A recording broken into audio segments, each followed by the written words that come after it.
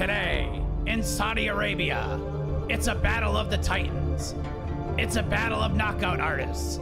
It's a battle for MMA's lineal heavyweight championship.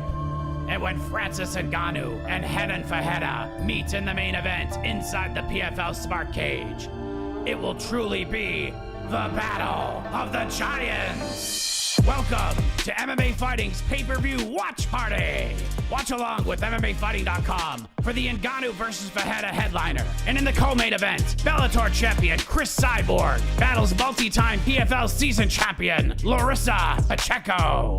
Live around the world on the MMA Fighting YouTube channel. Here are your hosts, McKee and Meshew. What's up, everybody? Welcome to the PFL Battle of the Giants watch party. Happy to be here. A little bonus pop-in watch party. Normally we do these for UFC cards, but we figured, PFL is saying it's the biggest event of the year. It's bigger than UFC 300. It's bigger than the UFC's first venture into Sphere in Las Vegas. We had to do a watch party for this one, but I am McKee.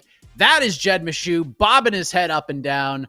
Exciting times, Jed. You watched the prelims. You were our guy on the prelim duty for MMAfighting.com. We got a finish from Rafion Stotts. We got a finish in the first fight that kind of got people up and moving a little bit. And then it doesn't seem like the meat in that sandwich was all that great. Oh, it's been terrible. First of all, has that always been the music? I never, because I've been on the shows and doing other stuff, I never actually watched the full-blown intro. We need that music everywhere. Casey, that needs to be my personal theme music if it's not our watch party tunes, because that was sick. I am so much more hyped for this main card than, frankly, the undercard got me, because the undercard has been trash, Mike. If you are just tuning into PFL, which you should have been, we basically told you this is all or nothing, top-end heavy thing.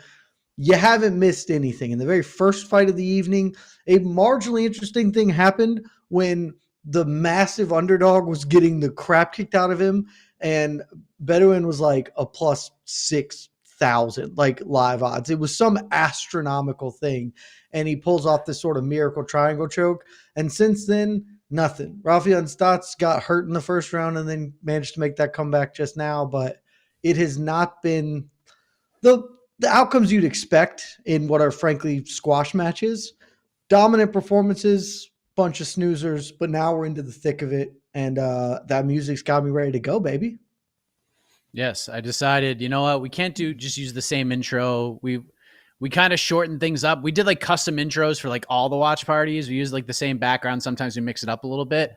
But we custom made this one. We can't use a UFC one on a PFL one. So I decided last night, let's just make a fun one. Let's have a little fun for 20 or so minutes and let's do the damn thing. So exciting stuff. We got it's good stuff. I think we're doing some sort of opening ceremony here because. Oh yeah. I haven't been paying attention. Yeah. I was focusing on us now, but fair. Yeah. A bunch of flags are coming out. So we're opening up the festivities. Hopefully the pacing is better than people say it was on the prelims. I do have the UFC card on the laptop to my right.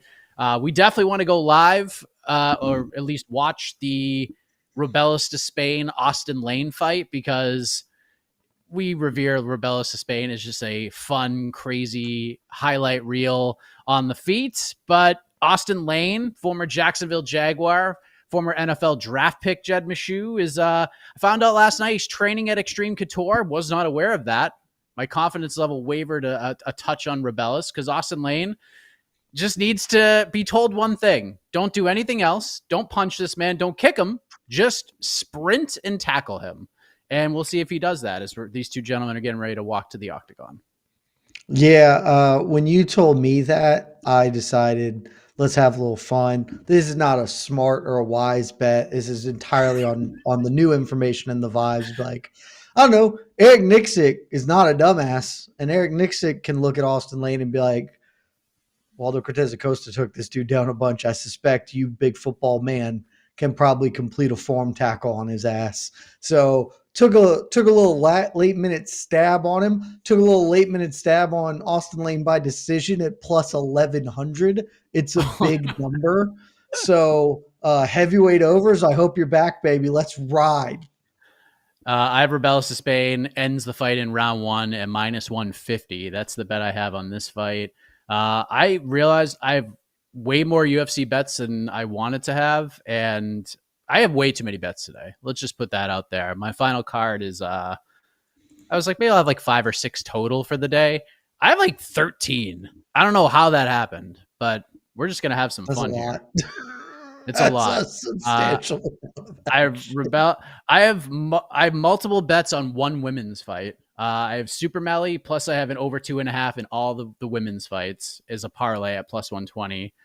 I have Almabayev by decision. I have Johnson by KO, TKO, Rob Font, Anthony Hernandez, and then just a whole bunch of weirdness with PFL. Cyborg plus 140. Cyborg Pacheco goes to decision at plus 200. Francis by sub, AJ McKee, and then Rafion Stotts, Johnny Eblin parlay. We already cashed one half of that with Rafion Stotts getting a submission win. So we'll see how it plays out, Jed. Looked a little hairy for a little while for you there. You have more bets than I do. I have 10, I think, now, adding the 2 I just put on Austin Lane frivolously. Do not have a lot of action. All my PFL action is coming up. That was all main card stuff. So, and it's all chalk. Basically, just a big old chalk soup coming at you. But the UFC now, we got the Austin Lane. That's a pretty big underdog. My boy Michelle Pajeda. We won't be on the air. Hopefully, knock on wood, if PFL finds a way to go on into the late hours of the evening, I will turn in my walk-in papers because I got things to do tonight that are watching the UFC main card. Well, hopefully we'll get this done in the next 6 hours, and I'll find out that Michelle Pajeda did something real capoeira-y and cool to Fluffy. But, Yes. We'll see. We're along for the ride. You, me, and the peeps for the next 4 hours or however long this will be. Yes, Randy Couture just did a little intro to a promo that apparently has been played 1 million times already. So we're not the 12th time I've seen it today. Yeah, we're not off and running as we were hoping. So, but Casey is here. No sleeves necessary. Baddest stash in the game. How are we feeling? What's the temp check, the vibes check, Casey? Is we're, hopefully seconds away from the AJ McKee Paul Hughes fight, but I think we're seconds away from them running this promo again. Yeah. Well, I don't know. I'm seeing fireworks. Fireworks. Things are happening. Or is this Turkey Al Sheikh's intro? I suspect we'll get along fairly quickly from now, because I do think we're probably going to have. Casey, I know you've got our predictions. They'll come up as we do this over the night. Perhaps the optimist in me took over.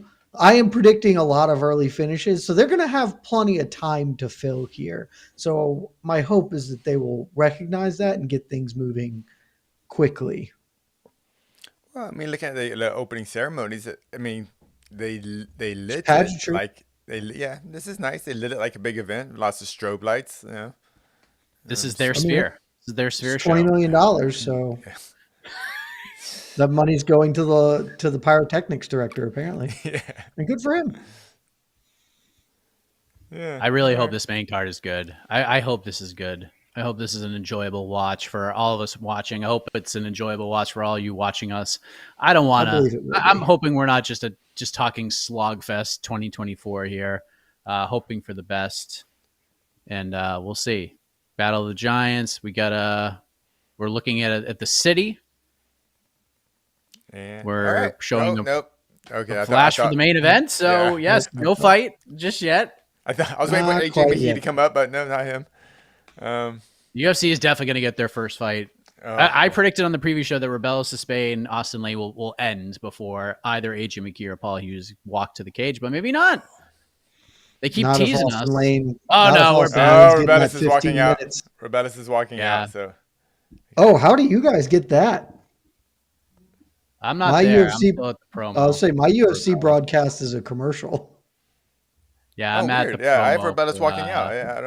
I'm Well, watching it on I've got YouTube. a Toyo Tires commercial for the 500th time. Oh, so you might be like 2 minutes behind on the UFC broadcast, I hope that's not the and case. I think I'm a minute behind you, Casey, because Oh, I'm Charlie up to Arnold. Rebellis. I was not live. Oh, okay. Oh, am I I not somehow live was either? not live. I just clicked Oh, the now live I'm live. button There's next to it. Now Rebellis. I'm Okay, up. now Yeah, Rebellis is walking. it's a good How did catch, that happen? Casey, because I would have been Well done. 3 minutes behind everyone. Casey's probably still ahead of us, though. Yeah, I like this counter programming, the Battle of the Giants, and how does UFC start their card off with? A giant man. Big Terrific fellas. point, Casey. Terrific point. Plus, for Let's those hear the wondering, peeps. What's the Alabama, vibe Tennessee, check? 0-0 Yeah. right now. So Vibe check Did on the Clemson peeps. end up winning, or do they lose? I have no idea. I have barely paid attention to college football because I was doing the PFL stuff this morning. Mike, you say the PFL is screwed if Francis loses, but if he wins, they still aren't screwed. What the hell do they do if he wins? Look, you're probably not wrong, but it's way better for them if Francis wins. So there you go. What they do Least is the they pay investment pays Deontay off. Wilder to fight. Yep. If Francis wins, they pay him and say, Wilder, come fight him in MMA. We'll have a handshake gentleman's agreement not to do MMA. He'll box you in 4-ounce gloves. Come on and do it. And then Francis Oh my can God. break that agreement if he wants. Like he's not in charge. Sure can. But Paul Hughes is about to that's walk it. to the cage. This is happening. We're Ooh. about to be off and running We're here. PFL in it. All right. We're PFLing it. First ever Are you- PFL watch party? Is that true? Yeah, I think so. We've done I don't know if you would have weird done boxing one for the ones. previous one. No. The Kayla won. Yeah, battle we've of done- PFL versus Bellator. No, we didn't do it for that. Yeah. We've done like some of the weird boxing. We've done First ever. Congratulations, PFL. You're in the big time. Oh. What was the first? I think the first watch party we ever did, Casey, it was you, me, and Angela Hill, and we watched the Triller Triad Combat. Yeah, it was for Triller or something, or one of the Anderson Silva ones, but I think It was pretty like, sure it was Triller. Was it the Here's how triangle?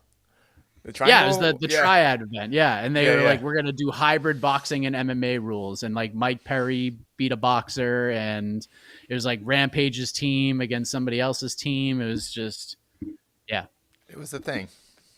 And was that the one Metallica played at? yeah, Good times. Good that times. was fun. That was a good time. That was a good All right. time. Well, I guess the Paul Hughes is walking out, so I'm gonna shut up and let you guys do your thing. Also, Mike, you should feel good about yourself now because I'm not seeing Eric Nixick in Austin Lane's corner. So, Oh no, maybe because we've Eric been- Nixick's here. Eric's in Saudi Arabia with Francis. oh, I guess that makes sense. Yeah, Yes. that was dumb of me. Hand up. That was dumb. Now, I'll tell you, if he is in Austin Lane's corner, he is a superhero because he's going to have to get from the Apex to Saudi Arabia in like 2.5 hours. Would you rather corner Austin Lane against Rebellis to Spain or Francis Ngannou in his MMA return? It's very tough. It's hard. I don't know how he made the choice. Maybe he flipped a coin. Yes. Shout out to Paul Hughes. He is milking this walk to the cage, which good on him, because that probably gives us time for this entire Rebellis to Spain Austin Lane fight. We have the tail of the tape over at the world's most famous Apex. And Paul Hughes at the checkpoint, getting ready to enter the PFL Smart Cage to face AJ Jason, McKee. I'm so ready to give my scores too. I've got the board Oh, you got ready the to put you got the whiteboard. ready to put the scores up on the board. Put it on the board. Put it on the board. It's been a hectic day. It's gonna be. I was telling Jed and Casey off air. This is gonna be the most painful watch party ever. Suffered a softball injury. It's not like a bad one, but I decided to do the dumb thing and try to stretch a single into a double, and in shorts, in 45-degree weather, slide on the gravelly dirt into second. I beat it. Called me out. Even the shortstop said I was safe, but the friggin' raspberry on the back of my thigh is gnarly. It is gruesome. and it's just nothing but sting. And it's like the size of 3 golf balls stacked on top of each other. It stinks. It stinks. I mean, you should never apologize for believing in yourself, Mike. You thought you could do it. You thought you had that in you. That's absolutely safe. And also, Jed, Command Center 4.0 construction is done. We are wrapped and packed. So now the fun time begins. A week of just decoration and setting up. The new chairs, the new watch party chairs arrived today. Are they so luxurious? I'll get to put those together. Are they? I'm not gonna say they're luxurious, but they're like little individual sofa couches, like sofa chairs. I was hoping you sprung for some massage chairs. And we could just be getting pampered as we do the watch party. That would be fun. Maybe I'll get those like little ones you hang on the back of the chair, and you can just push. Ryan, can I expense a massage chair that lives at Mike's house? Is that okay? If I can, don't respond. Don't say anything to me on Slack if I can do it. Oh, let's go, Austin Lane, baby! Austin Lane with the takedown! Woo! That was Rebellus kicking him real hard and bouncing backwards, and then Austin was like, "Oh man, I'm just gonna jump right on him." Rebellus doesn't know. Rebellus has an underhook and does not know how to use it. This is terrific. Oh, so this was great matchmaking, and Austin Lane is going to be a party pooper. Oh, Rebellus, just punch. What are you doing? Let's go, Austin Lane, but don't go too hard. I want to cash a plus 11 hundo. Oh, that would be sick. Don't posture up. Just sit in his guard. What's he going to do? Throw a triangle? Rebellus is such a giant. Austin Lane tried to drop this hammer fist from hell, and Rebellus just caught it in midair and held his fists. Amazing. You know, maybe these refs break guard and pass. Maybe just stand them up. You know, not a lot happening here. I mean, honestly, Rebellus is landing the better strikes off his back. He sure is. A little knockout off his back. That'd be a great way to start the festivities. That'd be pretty gnarly. Plus, over in PFL land, AJ in the cage. We are moments away from the real thing kicking off here. I think I'm going to have to pause. What are you going to pause? Do you have to push the live button? Yeah, just push the live button. All right. I have Paul Hughes. Well, Paul Hughes is getting introed as we speak. So am I. I just I pumped the live button again. Okay, cool. And now AJ is about to get introed. So I'm unclear why I'm losing time at spots. Maybe I'm just buffering at moments, and that's why it's getting off live. But I have AJ getting introed at this moment in time. Yep, same. All right, so we're pretty close. Terrific.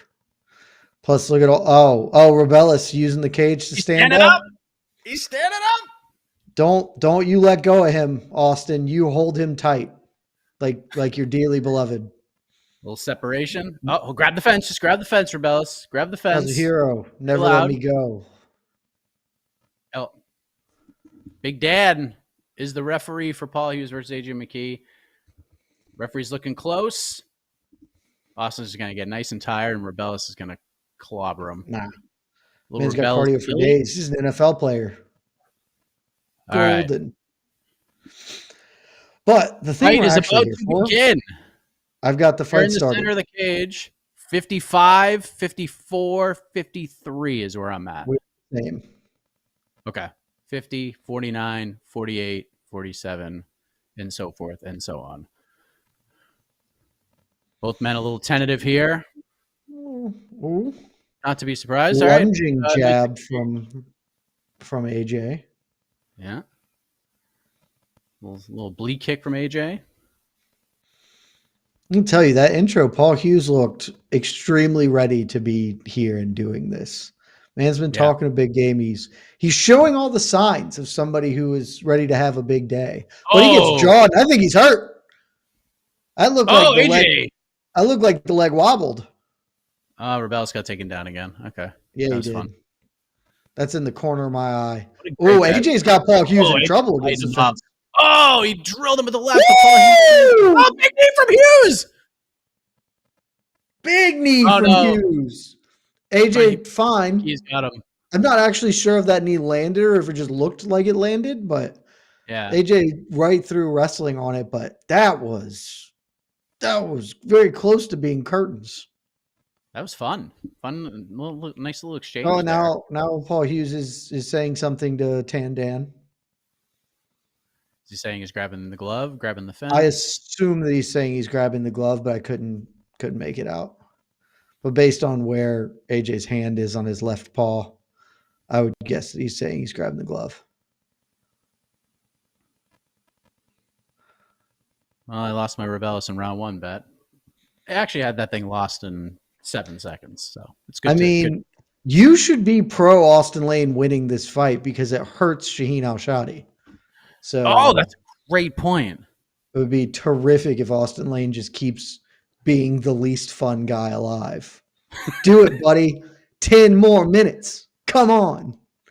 If I cash a plus 1100 bet to start this broadcast, I might do it shirtless for the rest of the day. Just on a total whim, absolutely ridiculous bet. Just go. We got some separation off the fence. Big knee from Paul Hughes again. But McKee eats it, goes for another takedown. That one, at least part of it landed. It may not have landed flush, but that one for sure, bone hit McKee in the face. And he seems fine. McKee's shorts looks like they have the biggest tags ever on shorts, and they're just coming right out. I thought he had like a paper airplane. Oh, look at Paul Hughes getting scrappy in here, man. Oh, good left hand by Hughes. Paul Hughes getting real scrappy in here. Speaking of shorts, do you see Ilya Tapuria's special fight shorts for this upcoming weekend? They look sick. Yeah, I like them. Man, Paul Hughes is looking unbelievable. Oh, AJ now actually on the leg. Doesn't have the knee, though. The leg. Got to bail. Hughes gets out of there. Woo! Oh, big shots from Hughes. Hughes with some nasty ground and pound. Paul Hughes is looking exceptional right now. Yeah, what a great start to this fight. Austin, you're standing too much. I see you in the corner of my eye on this screen, and I don't see you shooting it at ankles. We're doing it wrong. He's hoping Rebellis kicks him so he can fall over again. Oh, now Rebellis is just getting kicked and throws punches. Man, I'll tell you, Paul Hughes is really putting some salt on this ground and pound. He is. He's getting kicked in the face a few times. He's catching a couple. Oh, that was close to being a dagger. I think that first knee really got McKee's attention. Looks, I mean, we can't tell, but it looks like McKee's busted up over his right eye. See when he stands up, if we get a little more clarity. It looks like there's a cut right like here on the eyebrow of his right eye. Paul Hughes has been, this has been the best he's ever looked against the best opponent he's ever faced thus far. Huge first round. AJ was tagging him early, and then Hughes landed that knee, and everything changed since then. Yeah. AJ started, good knee to the body. Good left hand from McKee. Okay. Yeah, I think you're right, Mike. McKee looks a little stilted in his movement now. Is just a lot more rote. He's not. Oh, nasty knee again. Another big. He cleared him. Oh, that's the end of the round. Oh, saved by the freaking bell. Wow. Hughes dropped him there. Holy crap. Hughes is putting the wood on him. And Austin Lane isn't shooting for hips, and I don't care for that. But, whoa. Paul, there you go. Shoot for those hips, baby. Look at that right hand, and then here comes a right and a left inside. Oh, Need the score, gentlemen. Give me the score of the first round, gentlemen. Oh, I forgot we were doing scores. I gave you mine already. I don't care. I'll do it. 10-8 Hughes, baby.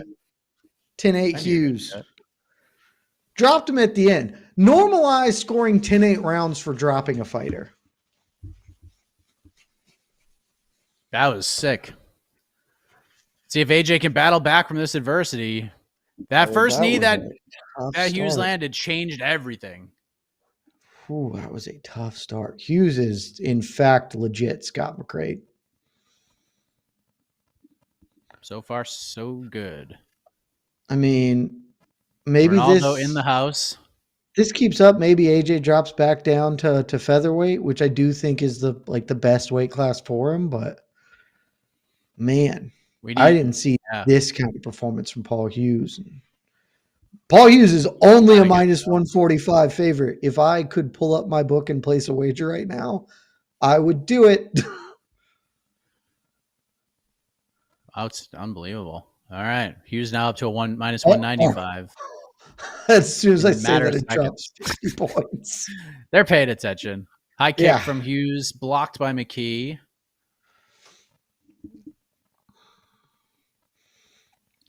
And Austin Lane still not shooting takedowns. Little front kick from McKee just missed, kind of grazed the cheek of Paul Hughes. A little spinner to the body.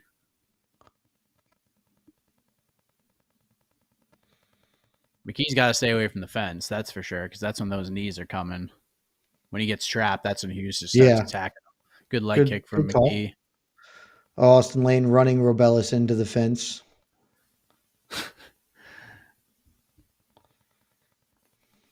One of our, I think Damon finish this takedown, baby. Yeah, you finished that takedown, Austin. David in our Slack channel. Right into Mount, Austin. Oh, man. He was like, if Robellis loses a couple more fights, he'd be a perfect opponent for Francis. But guess who would get Francis ready for that fight? Eric Nixick, who would tell him the same thing. Just tackle him, and it would just be the same thing. Dude, well, Robellis could be a perfect opponent for Deontay in his MMA debut, and then they do Deontay versus Francis.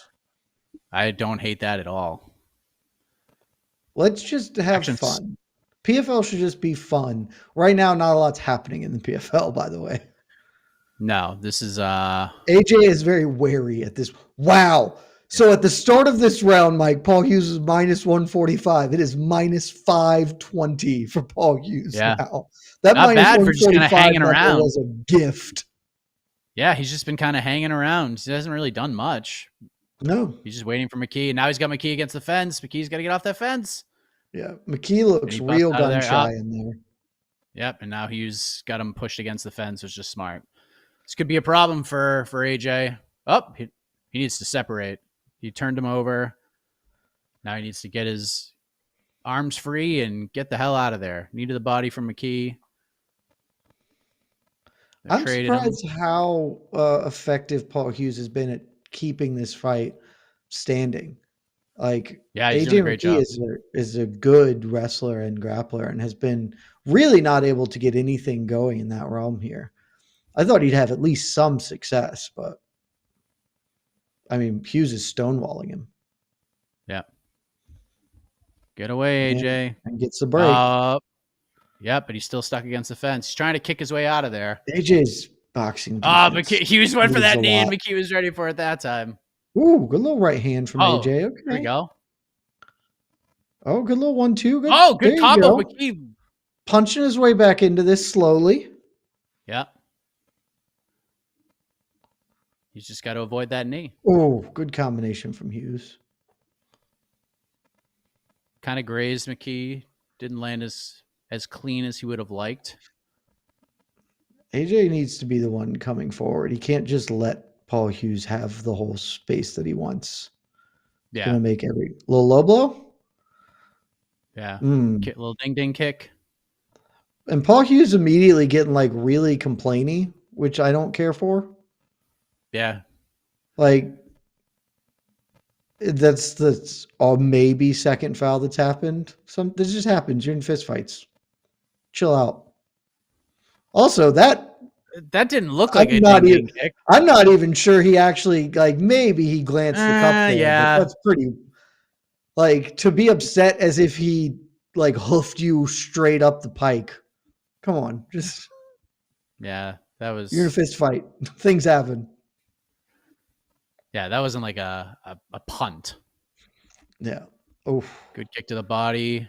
Austin Lane just staying sticky off his clinch too, boys. Let's go. That's all he needs to do. He just won this fight.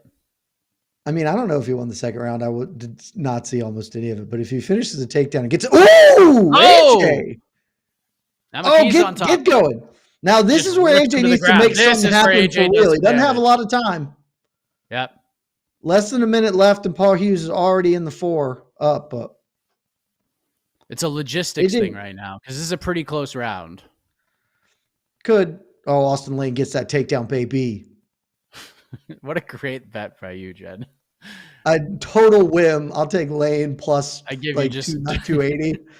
and then I was like, oh, but by decisions plus 1100, I'll put sure. Why not? You're a smart man. Oh my God. If that pays out, I'm never doing research again. I'm just gonna do right before the fight. What feels good? Just bet on Extreme Couture fighters moving forward. AJ, I feel like the horn is not sounding here this round. Oh, I don't have any audio at all, so I have no idea. 10-9 Hughes. 10-9 McKee, I'm sorry. 10-9 AJ. I don't remember what I said, but it's 10-9. It's 19-19 on my card. I'll give it to Hughes. I think he was winning early enough in the round. AJ had some moments. I don't have any issue with you scoring that round for either person, but I'll give it to Hughes. I do think he was doing the better work to start. Yeah.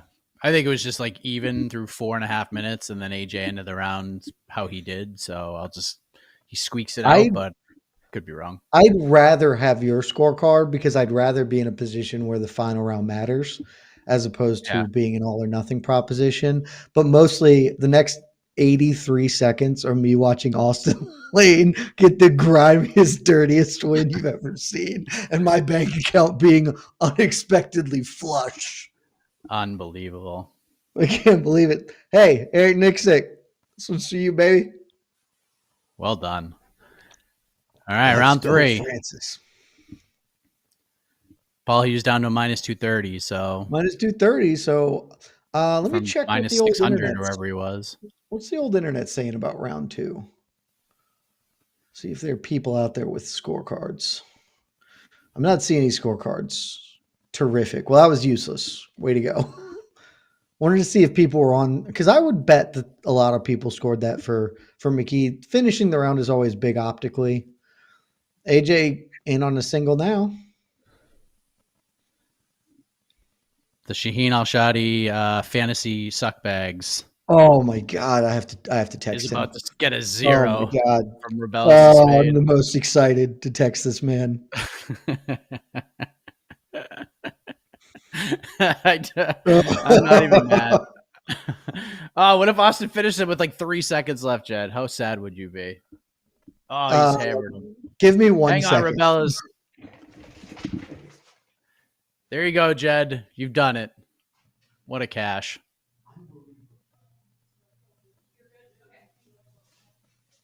All right, Hughes. McKee is on his back. Hughes is on top. Scramble did not go well for McKee.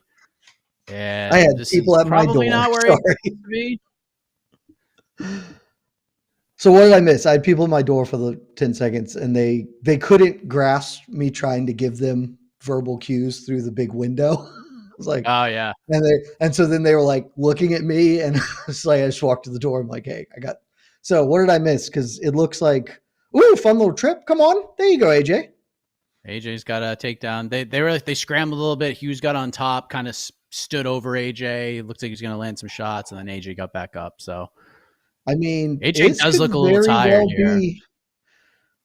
But if he could just kind of drag this out, Austin Lane it, if you will, maybe he pulls this win off, which would be sick because I do have a bet on AJ. I don't really care anymore after the Lane bet cashed. Doesn't matter to me at all. But yeah, I have an AJ bet too. Cooler. But not feeling great about it right now. But I mean, AJ just grunting. I'm so proud of Austin Lane. Just the dishonorable Austin Lane. What a hero. What a hero. Oh, AJ. All right. Now he's starting to get, nope, Paul's back up. It's like he's starting to break him down. Never mind. Paul Hughes stands right back up. PFL going to Ronaldo Cam, to nobody's surprise. They already showed him to the crowd literally in the same fight. And now we have Ronaldo Cam, who's emotionless and just sitting there doing nothing. I don't think Ronaldo signed up for heavy cage wrestling battles. Good little left hook from Paul Hughes. Ronaldo signed up. Little spinning stuff from AJ. We are down nice. to minus 130 for Hughes. These odds have been a roller coaster. This is. I do kind of like the live odds cam just staying, but again, Mike, this is what I'm telling you. So what I've been saying, and I know you're on the team. You could turn the live odds cam into the power bar of like a visual thing instead of just a number that's also whoever's doing PFL. I know you're listening. You got to move that. That's like very close to the center of the action. Like there are several times the live scoring is over AJ McKee's face. Put it in the top corner, not like wherever this box lives in your production setup. Oh, Hughes is back to a big favorite. Both guys are landing. McKee shot a lazy takedown. Yeah, I think it was just a tired takedown. I think you're right, Mike. He's wiped. He looks like he's doesn't have a whole lot left in him, and this may end up costing him. Hughes is pretty wiped too, but he's doing he's less wiped. Let's see if McKee can do something with this. He's just hanging on to that single. He's got both hands clasped together. He gets on top there from AJ. Let's see what he can do. 30 seconds. This is super close. AJ he drags him down. Consolidate position. They gave Hughes minus 1450 on the live odds. That seems pretty outrageous. I would not feel confident in that. I do think he is winning, but minus 1450 is a big number. Now, though, with this last little finish, the optics here have been really bad. What a performance from Paul Hughes. What a performance from him, man. Yep. There you go. I got it for Paul Hughes. I will also score that round 10-9 for Hughes. So, Casey, do your magic. 29-28 Hughes, but we'll see how the judges are.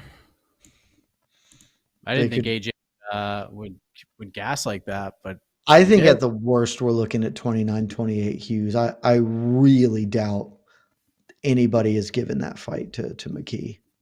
They shouldn't. Absolutely should not. It would be hard for me to just see anyone justifying that one. I say this a lot when I'm like, I'm pretty lenient for judging because you can have a different experience when you're there. It feels different. Your view is different. You miss some things. Like every piece of it, just at least round 3 and round 1 were all Hughes. So yeah, I think this should be pretty formulaic. But the good news is this is PFL. This is the PFL Tour merger, which means we have 5 to 7 minutes before we find out who wins this fight. Also, we can't know who wins until we get the proprietary scoring mechanism from PFL. That's how you know who truly won the fight. I would like my bookie to cash my bets so I can make more bets. Do I want to cash out this winning bet? No, I don't. I'd like to leave my winning bet standing, please. Maybe you can do the chat bet. Ooh, little chat bet action. I think the chat bet action was Austin Lane by decision plus 1100, baby. 29-27 Hughes for Mr. T. I think that probably is the right scorecard. I think I scored round 2 wrong giving it to Hughes, but as long as Hughes wins, what's it matter, you know?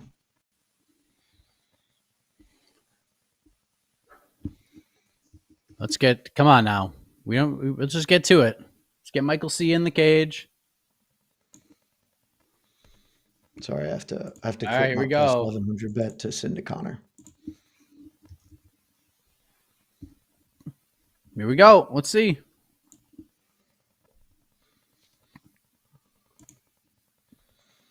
Here we go. If I turn this audio on, can you hear it? 29-28 Hughes. We're going to Splitty City.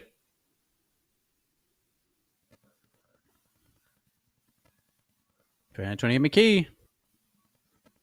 There's no chance. Sal D'Amato. Split decision. Yeah. Hughes gets it done. Holy buckets. I can't believe somebody did that. That is bad. Now, let me ask you this, Jed. I mean, it kind of stinks for AJ because he just, especially in the position he's in right now, sure, you could just throw him in fun fights with other lightweights. Nothing terrible about that. The Usman fight is off the table for quite some time now, more than likely. Do you look at Paul Hughes' performance? Because you know what they're going to do. They're going to put Paul Hughes in there with Usman Nurmagomedov next. 100%. Do you look at this performance and say, you know what? This guy might beat Usman Nurmagomedov? Nope. But I'm I'm infinitely more excited about it now. Like, again, I think Usman Nurmagomedov is the next guy at lightweight, like after Islam is done, and maybe there will be an Arman reign in there. Arman is still young enough. I think that is feasible, but Usman's still like 25 or something dumb, and extremely good. I think that he is, one of the 5 best fighters in this weight class. Paul Hughes going to get a ranking from me now, that's for sure, and.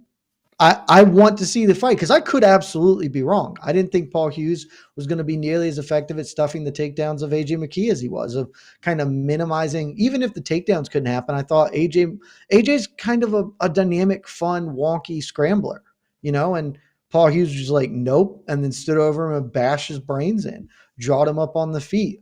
I think Usman is kind of better in all those areas and so should win, but absolutely need to see that fight now. One of the biggest, like maybe not the biggest, one of the best, if not the best fight PFL Tour can put on at this point in time. Yeah, it's a good one. Let's see what he says. I don't have the audio on, so you'll just have to tell me. I'm listening.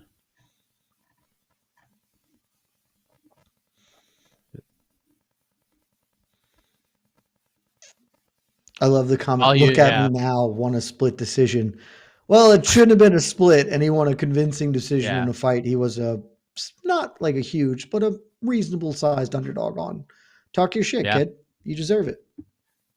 He said, given the world wants to see him versus Usman Nurmagomedov, let's do it in Dubai or let's do it in Belfast.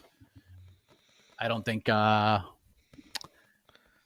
don't know if either of those is going to happen. Maybe PFL Tour is willing to certainly, Belfast probably not. They'd do it in Dublin. They're certainly willing. They won't. If Paul beats him, they'll go to Dublin. They're not going to do Usman in Dublin. Yeah, probably not. Honestly, the Usman will probably just happen back in Riyadh or whatever. Because they seem likely to do that. But I'll also say, look, this tough loss for AJ McKee, no doubt about it. If he goes back to featherweight, which I do think is his best weight class, there at least are real options at featherweight. Do the trilogy?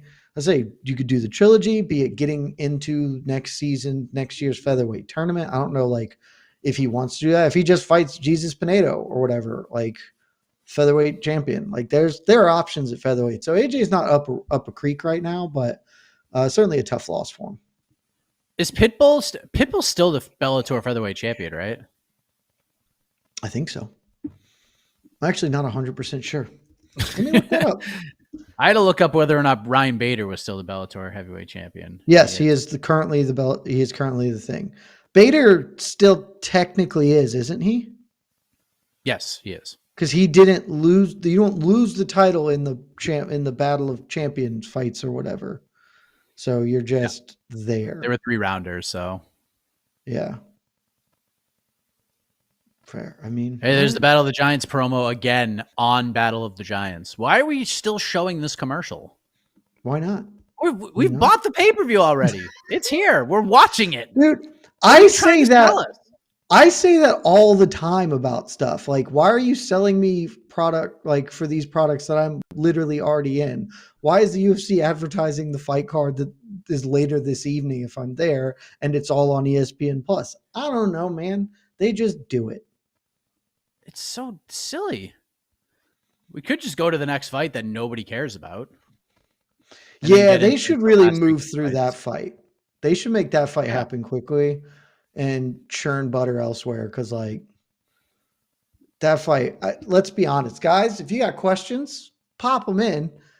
We were talking pre-show, like we all know what we're doing here. It's PFL. There's probably going to be a lot of dead air at points, so we'll answer questions. This will be far more interactive, frankly, than our other watch parties 100%. probably. And we'll also be watching along to the UFC. What's going on in the UFC right now? Super Melly and Ardeline are fighting. Oh, they They're in are the first fighting. round. Okay. There's a fight happening. Got them well into the first round. I've been trying to do all of this while also crop my plus 1100 ticket to send to my friends and show off because I'm a psychopath. I hear the iconic voice. Yeah, I just got a reminder my mic's on and she's just talking trash. Oh, Who's she talking trash about? Who do we hate? I'll ride with Esther. Let's go. Who do you hate? Who do you hate, Esther? oh, there she is! Oh my God! Oh, Just the like off to the goat! side. The goat herself! I don't want to talk. Oh no. Oh no! Oh no! I don't want to talk. All right. Yeah, Get out of the hear room. from the people. All right. Bye. Esther's like, I heard Mike voicing timeline. I'm way better than him. He sucks. How did AJ look? I missed the stream. He lost. He lost the fight. He looked good for like 2 minutes. Then he took a big knee from Paul Hughes, and then the momentum of the fight changed. I thought AJ won round 2, as did the 3 judges, and then Paul Hughes just kind of out-dogged a very tired McKee in round 3 and got a gritty, badass win. Honestly, that was a huge win for him. Those knees against the cage changed everything. AJ was looking fine until then. Then he ate that big knee, and everything kind of he never, I don't know, never got back in there. So I think but Paul Hughes looked good. I don't think AJ McKee looked bad. No. Yeah, it's one of those fights. No. Like, Yeah. Paul Hughes is Yeah. actually. Paul Paul Hughes Hughes got looked really AJ very tired. He got AJ tired. You are right. We have a walkout, Mike. I didn't There's a think we'd walkout see happening. this. Zafar Mohsen, who I believe is the biggest underdog on this entire card. Is that true? I believe he is. I know he is a big one. I thought like some of the undercards were monstrous as well, but okay. I looked at it today. He was Kadimagomaev was like a minus 1,300 or something. Yep. Nacho Campos was plus 11, Mohsen plus 1,200. So just edged out as being the biggest underdog of the evening. Holy smokes. All right, let's Kadimagomaev. Let's let's do this quick, Let's get to these 3 fights. Let's get to it. Let's mess around here. I mean, that would be terrific because This guy looks pretty svelte though. That man is a muscular individual. That is a pile of cobblestones walking around right there. Yes. That is that's a big boy. You could pave an ancient Roman roadway with that man. You wouldn't look at that man and say he's a plus 2,200 or plus 1,200 underdog right now. I wouldn't seek a quarrel with him. If I saw him about, I would not be like, I would like to fist fight you, sir. Did you Give see him a wide berth? Did you see UFC 308 is complete now, at least for the time being? A lot of people are wondering if Hanat Fakhratinov was going to Is that the fight. Carlos Leal fight? Who's he fighting? Yeah, Carlos Leal getting in there, fighting Renat Fakhratinov. I did see that because it was very. It won't say very funny. There was an amusing moment earlier this evening when I don't remember why Randy Couture shouted out Carlos Leal like immediately, as if Carlos Leal was still in the PFL. Immediately after that had been announced, basically. Yeah, he was in Marcos Breno's corner, I think. Oh, that was what it was. But it was just like, oh, that guy knows a thing or two about putting on some great fights, and was like, also he just was announced to no longer be in the PFL. So, yes, sick, 100%. Love you too, Hugo. Bear. Jed loves you. He loves you. I love all y'all, even the haters and the losers, of which there are many. Yeah. I love everyone right now. I cashed a plus 1100 bet on a whim. I wish I never. I'm feeling great.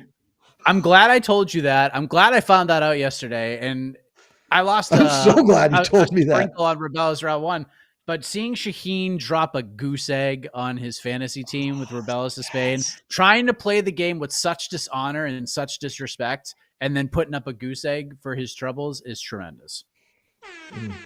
Just the best. I owe you a beer. I'll bring some beer to the next watch party.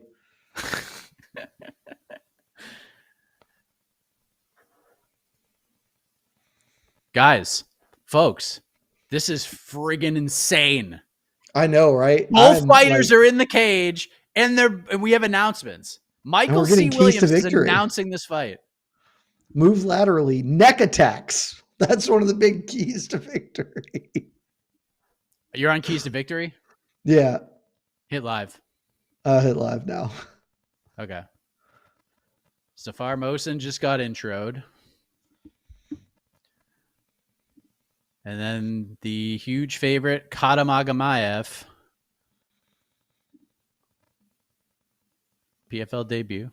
3-fight win streak. Minus 1650 favorite at close. Man. He looks undersized compared to this other woman. He does not appear to be extremely large. So this is a CrossFit competition. I would not pick Kadimagomaev here.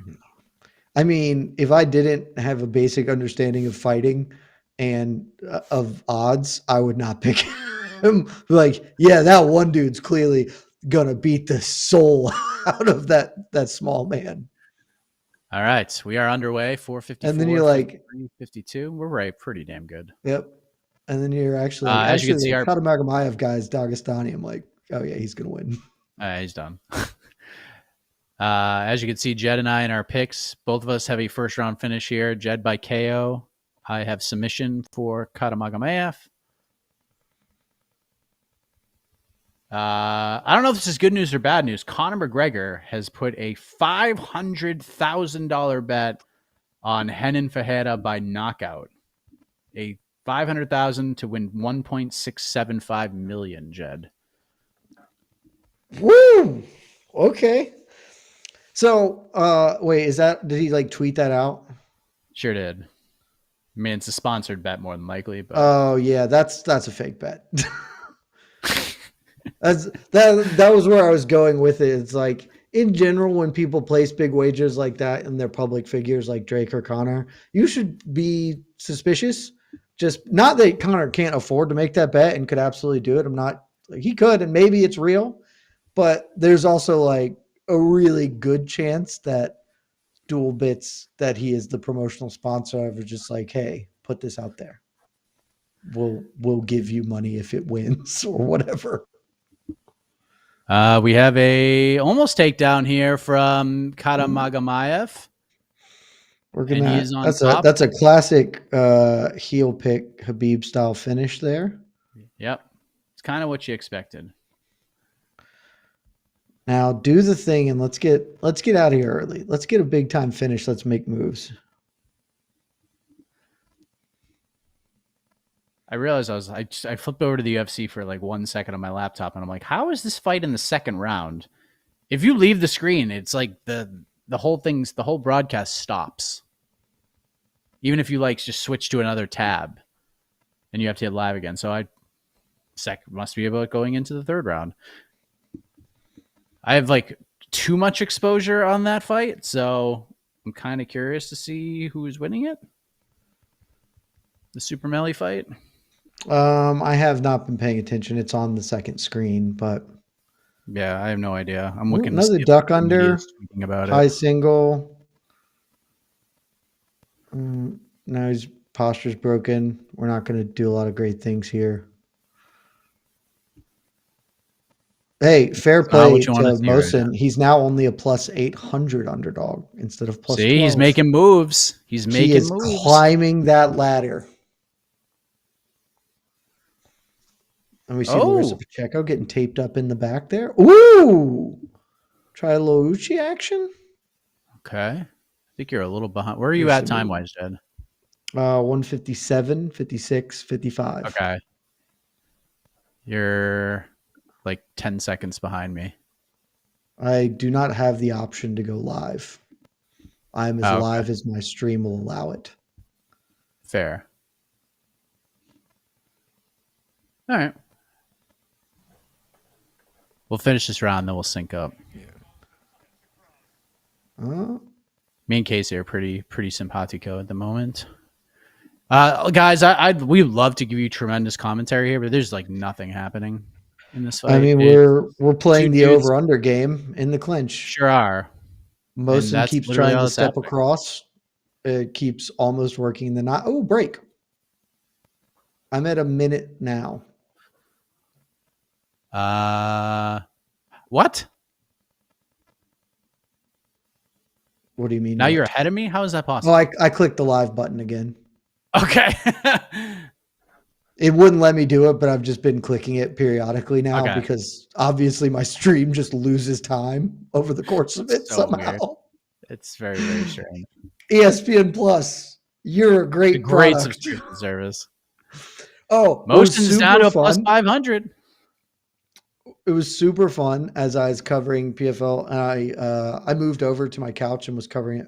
My couch with my laptop and had the actual fights on the TV, just because that's like a more enjoyable viewing experience for me. And every 3 minutes, I would have to fully reload the PFL broadcast because I would just get the error, can't play, back out, fully redo it. It was really sick. ESPN Plus, you're doing great. It's only been, 4 years, 5 years since we started this with the UFC? Dude, you're a Disney company. YouTube is under the brand. Just make it happen. Yes. Fine. Round one over. Kadimagomaev 10-9, but... Yeah, same, Casey. More like 0-0. No one cares. Why is this fight on the main card? I don't understand. I don't know. This is hey, we'll pay you to have a card here, but you have to have this guy fight on it. Yeah, but like you can fight in the undercard. You could just have a 4-fight main card. Or this can be the main card opener. Like Artelian is bleeding bad. But she's TikTok famous, so she's probably making more money than Martinez will make in her entire UFC career. All right, step one complete on my biggest bet of the day, which is the pacifist trifecta parlay over 2.5 for this fight and the next two fights. And check one. We're good. And Super Melly can win. That will be my second biggest bet, which is not smart on my part. Hey, look, I did a not I could be. I don't know. I have no idea. Paid off enormously. So, got I believe a little low blow over in the UFC happening. Oh, the rare female low blow. Okay, our lane's down for the count. She's hurting. I need Kadimagomaev to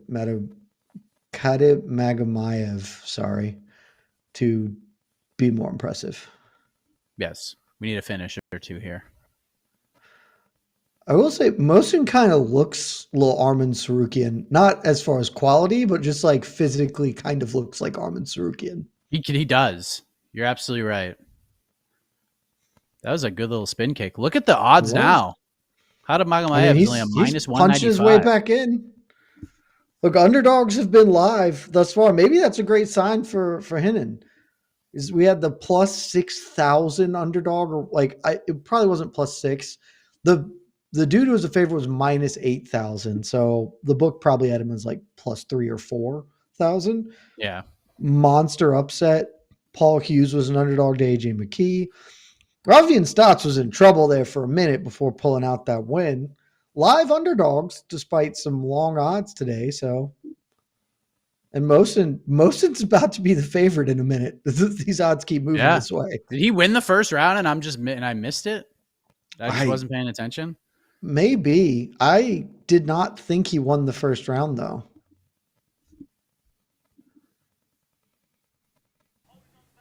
I just want to chime in and say it's very annoying that PFL lets both guys wear the same color shorts when they're uniforms.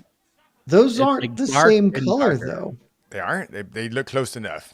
They're One of like them, dark I mean, gray they, and they light are gray. close, but one's like gray greenish, and the other is Really? like black. green The other's grayish. like Yeah, it's like charcoal. black gray, and it's like green gray. I think Kadimagomaev is like almost like a military green-ish color.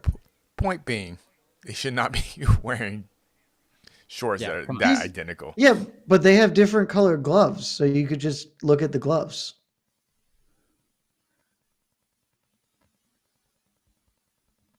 I don't have an issue with this. Is I guess what I'm saying. Oh, Casey. yes. Oh, it's like I'm fine with it. It's like number 10 on the reasons PFL is horrible as a product.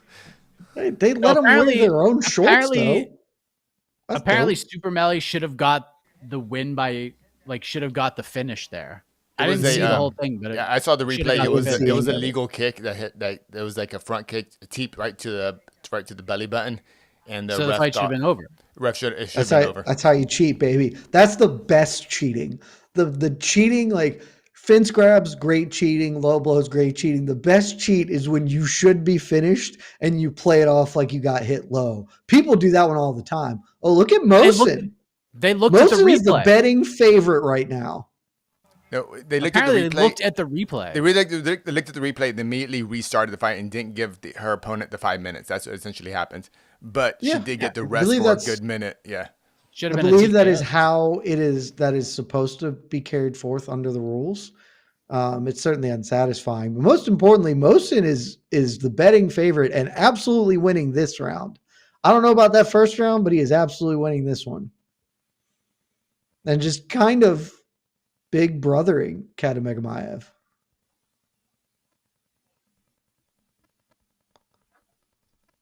Who knew? Being Mohsen. a big fella, I was Mohsen. just cutting through the guard like blood, like butter.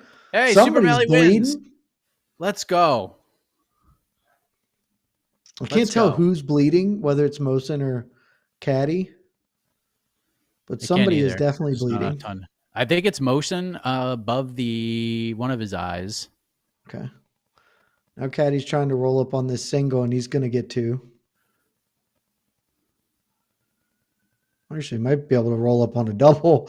Oh, cow catcher. But You're he's not right. It doing is that. Mohsen. It's definitely Mohsen around the right eye, maybe the brow. I can't quite tell.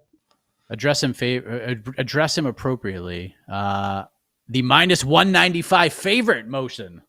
That's right. What a guy. What a turn of events.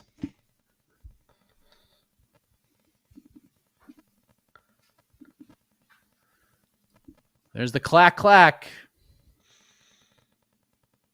And now we're just they are just full hugging. They heard the clack clack and they're just like, we're good here. Let's just hang. Yeah, we've had enough. I'll hold you, guy. This fight is just drowning the energy. Casey, put a 10-9 Mohsen on the board. Yep, do it.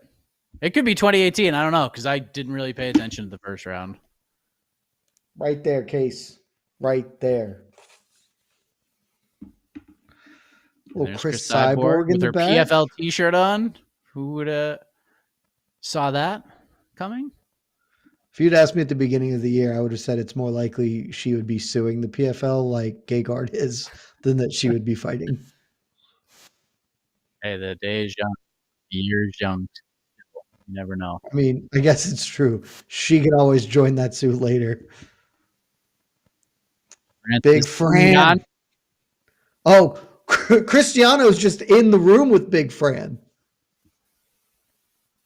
How is he in two Ronaldo. places at once? They just had Cristiano Cam like 3 minutes ago. I think And now he's back in the Cristiano. locker room. I think Cristiano may have left ringside because it's not a fun fight. He's like, I'll go hang out with Big Fran. I would rather watch Francis get his hands taped than watch this fight. Mohsen All right, Valley round three. minus 425 favorite. Maybe he's up 2018 and we just didn't watch He enough was of the first round. biggest underdog on the card, and he is a minus 425 favorite at the start of the third round. I love this sport. It's freaking wild. So that's like the new PFL gimmick is that you just pick the guy who looks better getting off the bus. Doesn't matter what the odds are. I honestly think that would have a greater than 50% success rate in MMA, like broadly speaking. In like not regional promotions. In regional promotions, it's like close to 100%. It's close to 100 than it is to 50, frankly. But in like the UFC, there will be some, some dudes who are just unassuming. Like Islam Makhachev is not like the most imposing physical presence. There are some guys like that, but 9 times out of 10, just take the dude who looks like he'd win the fight. I bet he wins the fight. Especially with these people that like the fighters we've never heard of. Yeah. But Caddy really going for the takedowns now. He ain't messing around. He's not like it's not working. He's just getting beat up. His posture's getting broken. He doesn't have like a sequence of attacks off of this single leg position. He's going for a trip and a pivot, not chaining things together. Oh, high single though. Doesn't finish it. Nope. He got the lift from the high crotch. It's not about the win. It's about the moral victory here. Can he get this takedown? That'll be enough for him. I mean, Mohsen is very, very defensively sound here. Chipping away, little shots, little short punches, little elbows.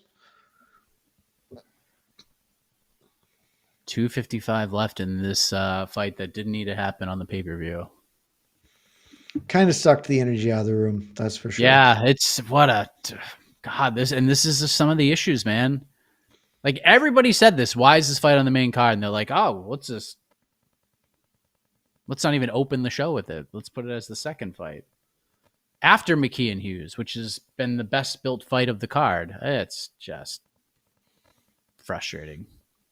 Yeah, man. What a week from Paul Hughes, though. Because, like, we talked about in the preview show yesterday, Paul Hughes and AJ McKee were kind of doing the brunt of the selling their fight. The rest of the PFL really kind of, this main card didn't. They put some spice behind it, put some words to it. At the face-off yesterday, Paul Hughes is getting in AJ McKee's face. That looks like a guy who's flustered to me. Still, people are doubting him. Reasonably sized underdog comes in, puts on a hell of a performance. We talked about it. I don't know if that's a star-making performance, but hardcore fans are firmly now know who Paul Hughes is, and like me, super interested to see what happens. Yeah, I would like to not see him fight Usman next, if we're being honest. Like to see him maybe fight. Who would be a good one? Tokov? Who did Usman just beat? Was it Tokov? Who the hell was it? Maybe, I don't know. Shabli. Not Tokov, Shabli. We throw him in there with Shabli. Beat Shabli, then give him a shot. I mean, I would watch it. Shabli is a very, very good fighter. Sure is. Mohsen minus 810. I mean, he's winning this round, I think, comfortably. And he's on top, probably going to finish this round on top. I've never wanted to skip ahead 48 seconds in my life more than I do right now. Big time upset, though. Like, it is a big time upset, but mathematically, this will be one of the biggest in major MMA history. It's not big tuna level, but it's close. Wow. What was big tuna? How dare you? No, like what was he though? Like plus? He was like plus 1 million. It was against like John Jones's teammate that Bellator was trying to build. Yeah. Big tuna stopped him quick. Yeah, it was. I think it was like the biggest statistical Green? Upset. No, it wasn't Mo Green. Who was it? Now I have to go look this up. I need to know the answers. Well, look at Big Tuna. He's out here doing stuff again. It was Christian Edwards. He was only plus 630. Depending on the book, but yeah, I think he was bigger than that though. Mohsen 10-9, yeah. I mean, there's just no other way. Yeah, Mohsen 10-9. Put it on the board, Casey.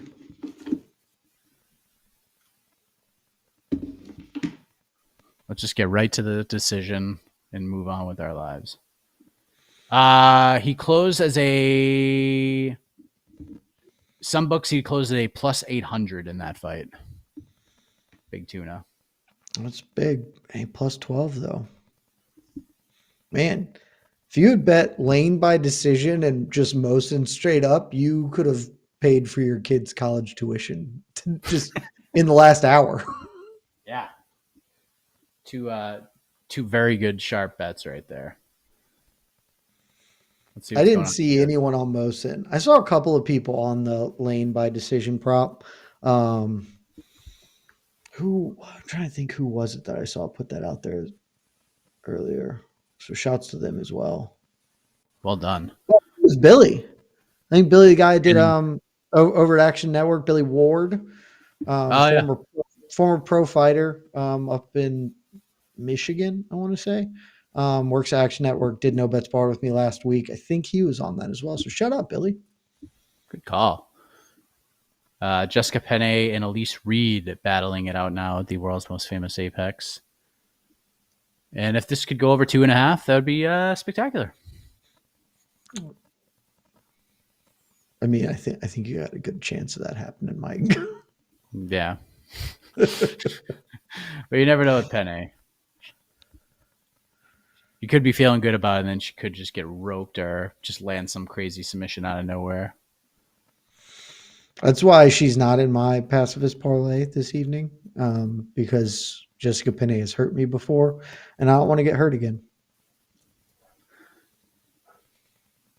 All right, at least this is a different promo for the main event.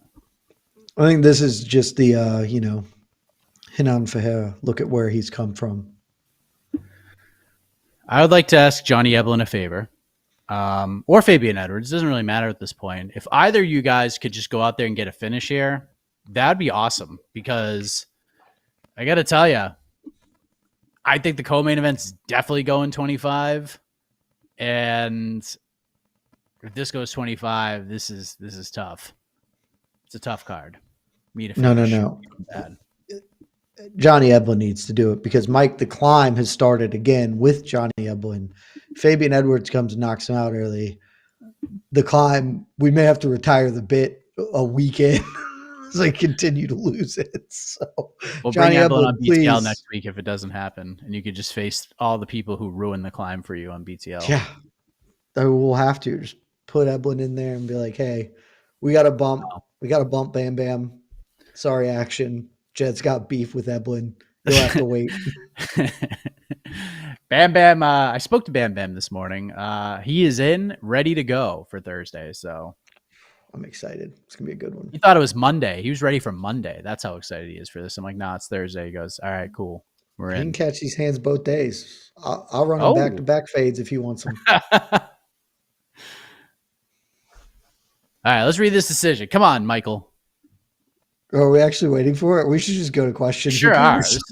Yeah, let's just go. Because on one screen I have this miserable Penne Reed fight, and then this is getting a decision that I don't care about.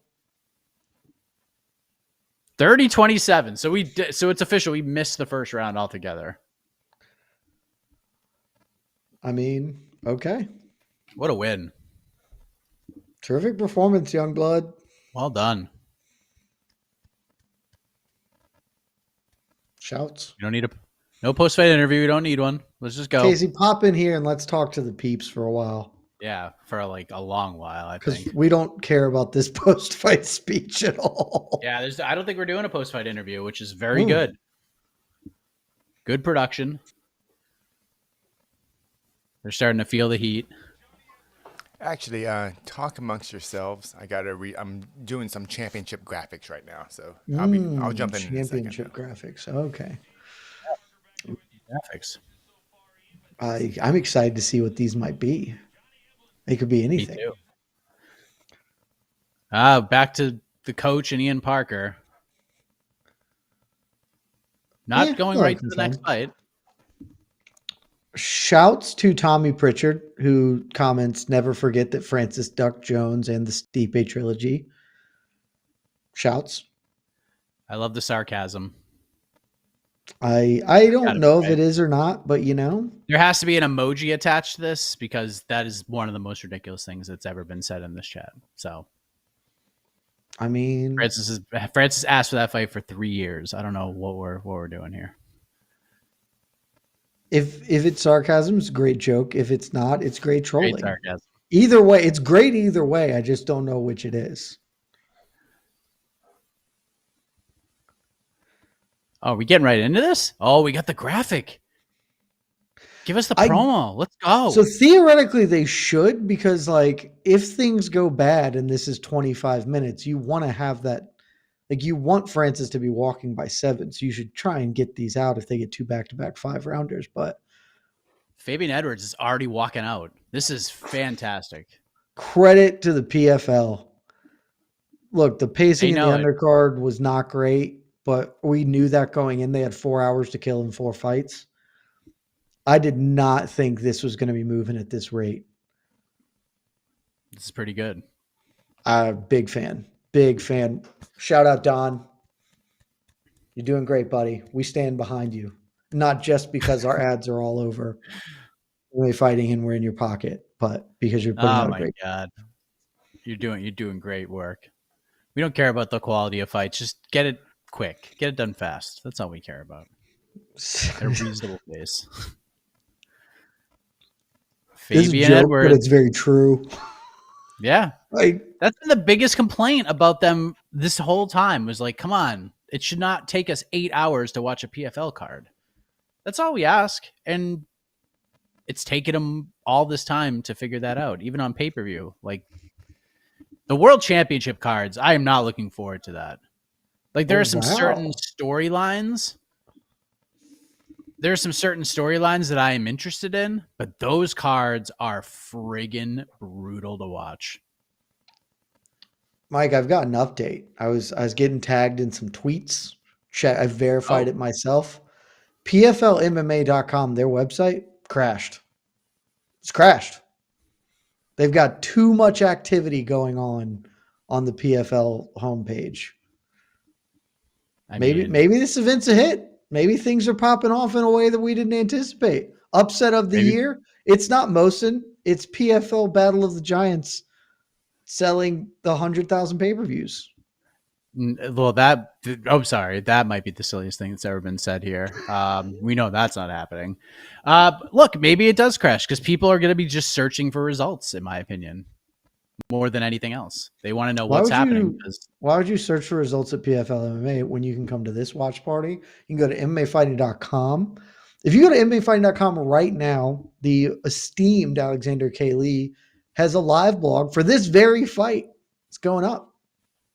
There you go. We got you covered from all angles. Here comes Johnny Eblen, the Bellator middleweight champion, who needs people to fight badly. We got to get this. We got to get some middleweights over to the PFL. Apparently, Kyle Dawkins, who was once in the UFC, returned to Cage Fury FC and has picked up a bunch of wins. Apparently, on their show last night, their owner or their president revealed that Kyle Dawkins has signed with a big promotion. He would not reveal who it is. I don't think he's getting the UFC call, but perhaps maybe he enters the PFL fray. A little Kyle Dawkins versus Johnny Eblen action, perhaps. At least it's somebody he can fight. I mean, yeah, it's somebody to fight, sure. Yeah, give him anybody, man. But he's got to win here. You never know. Maybe the Edwards, maybe another magic moment for the Edwards fighting family. I desperately hope not. This is the first step of the climb, Mike. We need the 30 climb. bets. We're gonna put 30 minus 500 or so bets together. Johnny Eblen is step 1. Unable to play at the moment for the UFC. Okay, Reed and Penne is still going. That's what I like to see. Just go for another 5 minutes. Just 5 more minutes. That's all. Give me 5 more minutes.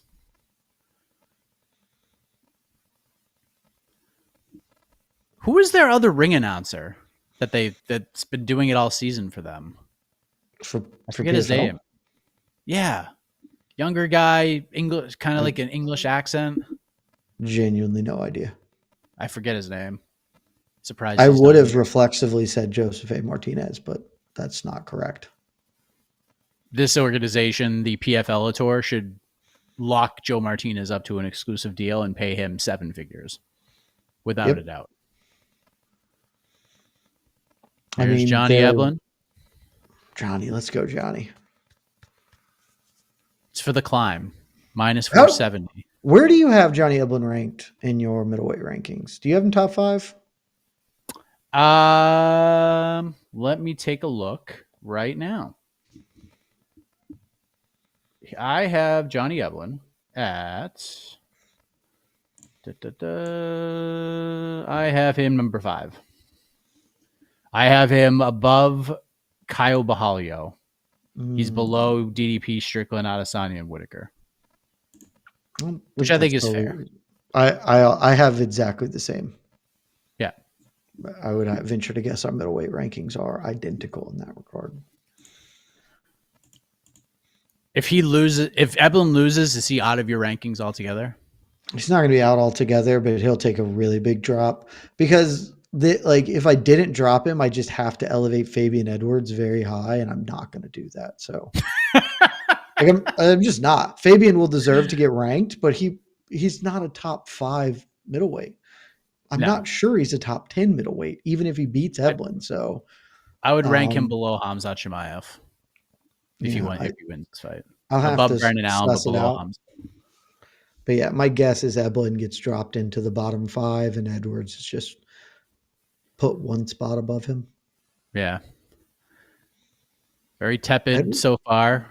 Edwards out with them kicks to the belly. Yeah. High kick from Eblen comes up short. Edwards throws a big left-hand counter. Eblen winging him, throwing hard out there.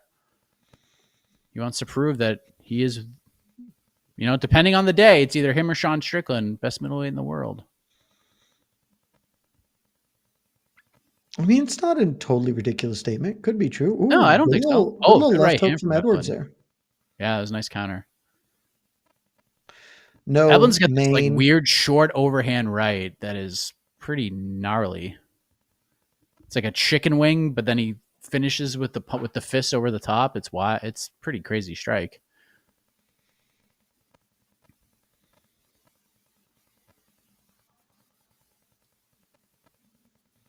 Not much happening right now. Very tepid start. Oh, to this good right hand from Eblen. Best shot of the fight so far. Oh, it means I need to hit live. I'm a little behind you by like 2 seconds. Yeah, I'm at 3:06. Yeah. I am literally 2 seconds behind you. Oh! Oh, yeah, there you go. Big shot from Johnny. Now he's got the single. Body lock, maybe separate. You're landing big shots. Okay. Battle against the fence. I feel like we have spent 60% of the main card in this position. Clinch against the cage. Not even 60% of the main. A lot of the undercard had this. They completed takedowns more effectively, but there was a lot of this happening in this fight card. Yeah. Meanwhile, over the UFC, strawweight fight in round 3, and Jessica Penne. Doesn't that mean your bet's cashed? Or were you over 2.5? No, I need to go over 2.5. 2.5. Okay. I need 2 more minutes out of this fight. Penne looks kind of tired, and Elise Reed looking pretty good. So just don't get knocked out, and we'll be okay. Eblen just kind of PFL. charging in.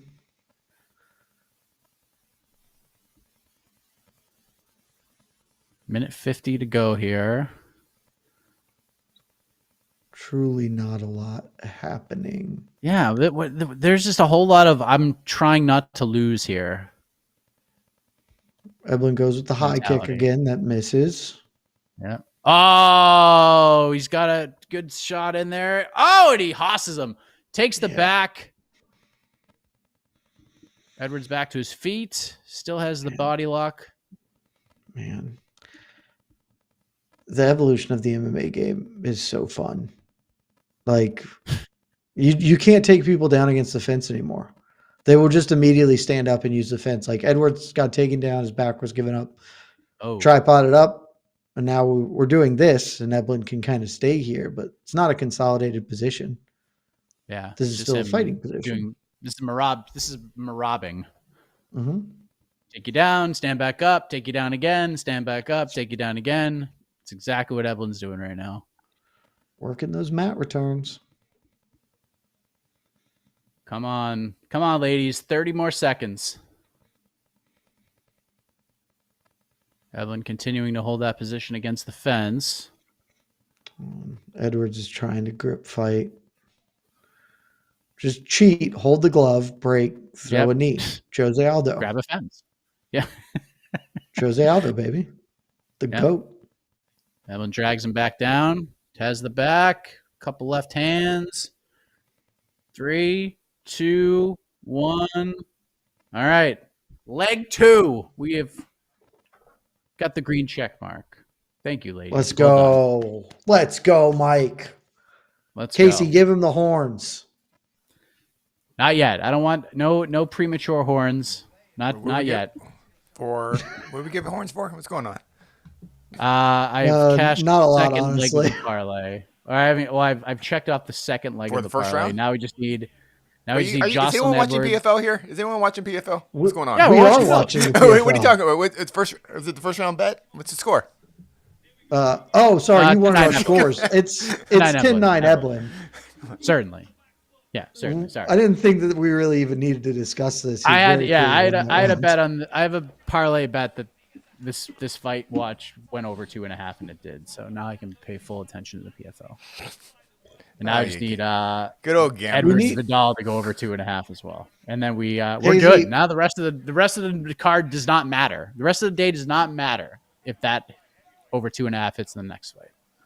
Casey, here's the thing about gambling. It makes these fights fun because otherwise that fight wouldn't be fun. I got to tell you, if I didn't have money on Johnny Eblin right now, this fight is slowly slipping into not being fun. So, Yeah. I have Eblin to close out a Bellator champions past and present parlay with Stotts. I didn't say it's not fun, Casey. It's just it's moving that way. The first part of that round, Eblin dropped him ish, landed a couple good shots, but Eblin is. We need a new term. It's not fraud watch. He's not fraud, but Eblin is on boring watch if he doesn't freaking put the screws to Edwards here pretty soon.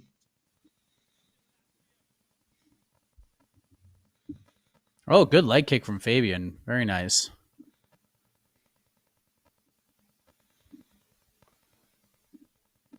Jab by Eblin. Fabian's got to keep throwing those leg kicks. Another one. Fabian's having a lot harder time getting past the lead hand of Eblin in this open stance. Keeps pawing. Oh, that was good left from Edwards. That was. Here's your chance, Johnny. You got him right up against the fence. Big right hand. And now Eblin Punches into the ducks. takedown. He's going for it. Switch to a single. Can he hoss him down? Shout out Mr. T. Mr. T, you've got it right. Eblin is on middleweighty watch. If he doesn't come out here and put the screws to him, this man's about to be deemed the middleweighty champion. Wow, a two-belt champion. It's rare. He's marabbing. He's just straight marabbing him right now. Now he's got the takedown for real, though. Yeah, and now Fabian's away from the fence. Eblin trying to get into side control, and then if that's the case, Edwards is in big trouble. He's got him into space. And a lot of time to work. So let's go, Johnny. Let's go, Johnny. And just out there. Almost. 96.20 on the live odds.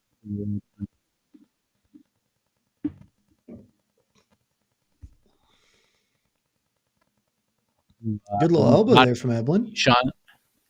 Johnny Eblin will play the role of Dricus Duplessis after this fight for Sean Strickland, which isn't a bad shout. I mean, you're never going to find a DDP type sparring partner, but Eblin's Yuri. kind of close. It's Just Yuri. do Yuri. I mean, it's not the same, but like, if you could make an amalgamation of Yuri and Eblin, you might be in the neighborhood. Oh man, Eblin Woo, is just big finish there. tossing him. Yeah. Fabian is yelling at the ref, saying he's getting hit in the back of the head. Does it look like I don't know if that's staph gonna on help him. Eblin's left shoulder blade? That's from Soon. So I haven't noticed this. I noticed but that as well. I don't know if it's staph or if like it just got kind of scuffed up against the fence when they were in that clinch battle, one of those clinch battles. I would guess that it's probably that, but I can't get a good look at it. Next time we get something with a good angle, make a better judgment. Oh, he does it again. Yeah, he's just. I mean, we're getting a full on marabbing here from Johnny Eblin. Big bank, take little bank.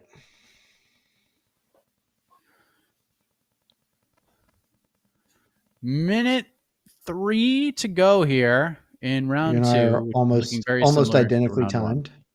Yes, and we're like right. I mean, everybody in sync right now. This is terrific. Simpatico. Good elbow from Eblin. Off the break there. I think Edwards' most effective thing has been that little snapping front kick to the body, and there's just not been a lot of effectiveness from him. He needs a wholesale change. For those wondering, Elise Reed just defeated Jessica Penne by decision. Eblin up to a minus 1,300, and I think that number's probably minus 2,100. I was going to say that number's about to go up, and it went way up. Good little left hand from Eblin. The first fight was way more fun. Edwards is much more competitive. It was much more fun. Edwards getting a little momentum. Oh, good left hand. Oh, good right from Eblin, and that's it. Easy 10-9 for Johnny Eblin. 2018 total. Eblin, you could probably just put this up in perpetuity based on how things are going. But maybe Mike's right. Maybe we get the third round KO. I was being an optimist, Mike. I thought he'd come out. He'd be a little more aggressive. He'd get an earlier stoppage. I was incorrect. Now he's going to put the boots to him. I mean, perfect. Another third round stoppage, but it would be. Bam. But the main replay and the main talking point for Dan Hardy is like the one punch Fabian Edwards landed in the round.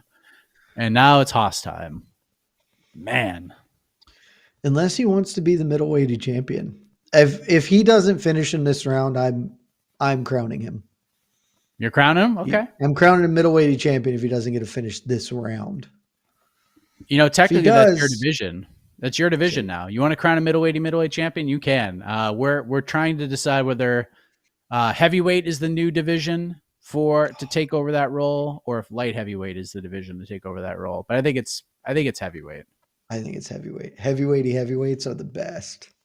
Oh, there's so many of them. Heavyweight overs are back, baby. Shout out Austin Lane. Round 3. Leg kick from Eblin.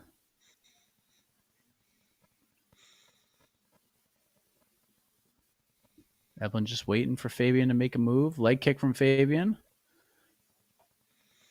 Fabian throwing a little bit more now. He's a little more aggressive. Fabian's got a little more pep in his step here. Yeah, he needs it. He's getting run here. Middle of the cage.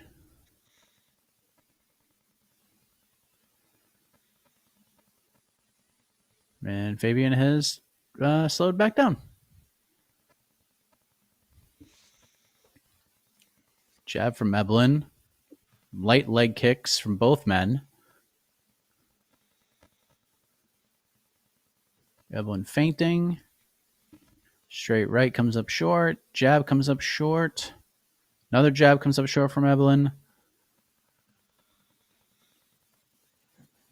Left hooks for both guys.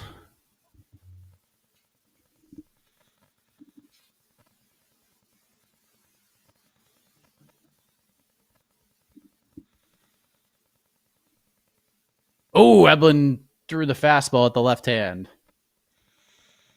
Came up just short. Oh, good shot from Fabian. All right.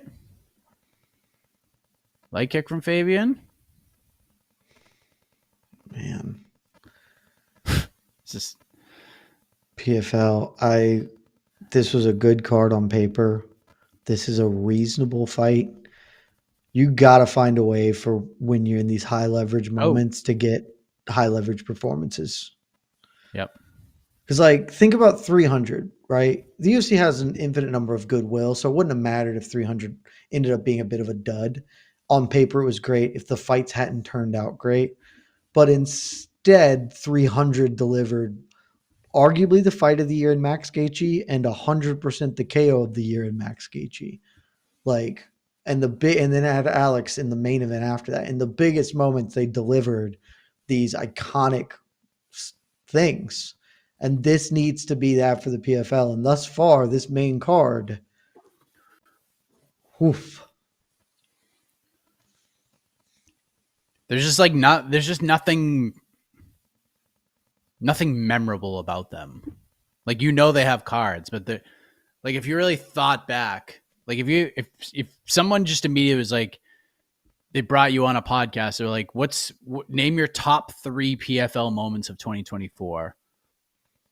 You're gonna be like, all right, I'll be back next week and I'll have an answer for you. UFC, we could come up with like 100 of them. Dude, that would be hard for me to name my top 3 PFL moments this year. It's tough. Evelyn's got his back, by the way. We're getting a lot of the same stuff. Knee to the thigh. The Scottish dude who hit a twister in his last fight, whose name I can't think of right now because I'm bad at names. Stevie Ray. In his Stevie Ray hitting a twister in his retirement fight in the main event of PFL, whatever that was, Europe 3 or something. That was sick. There's one. I don't know what the others are, but that was sick. Hennen killing Ryan Bader in 20 seconds at the first PFL Super Fights was pretty cool too. Yeah. I mean, probably the other memorable moment is the Doumbé fight with the Splinter. That's definitely the other one.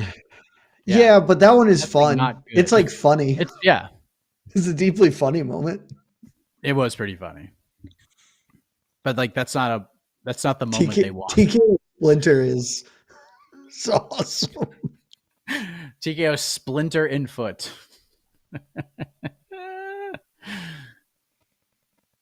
Oh, good combination from Evelyn. Evelyn's just kind of like doing whatever Fabian does. Like, he's just letting him go first. And if Fabian gets aggressive, he gets aggressive back. Good counter from Evelyn there, and now he's turning it on. It's a very Strickland-esque ending to the round where he just was like, okay, we're just going to chill, and then the last like 30 seconds, we're going to go. I think he just heard us, and he wants that middleweighty belt. And Johnny, it's coming to you, buddy. Check the mail next week. It's coming your way. 10-9 Evelyn, yeah. A little closer round, though. Edwards is a little more competitive in that round. 10-9 Evelyn. Yep. 30-27. We go to the championship Edwards, rounds. Amir's Vidal over in the UFC doing stuff. And hopefully they do it for 12 and a half minutes. That'd be really fun. I only need him to do it for 7.5 minutes, but 12 and a half would be fine by me. Jocelyn Edwards, being a professional, just missing weight. Which, I mean, why not? Wow, Francis just kicked Dewey Cooper across the locker room. I'm waiting for the day a fighter realizes, okay, I'm naturally a 145er, but like I can cut to 140.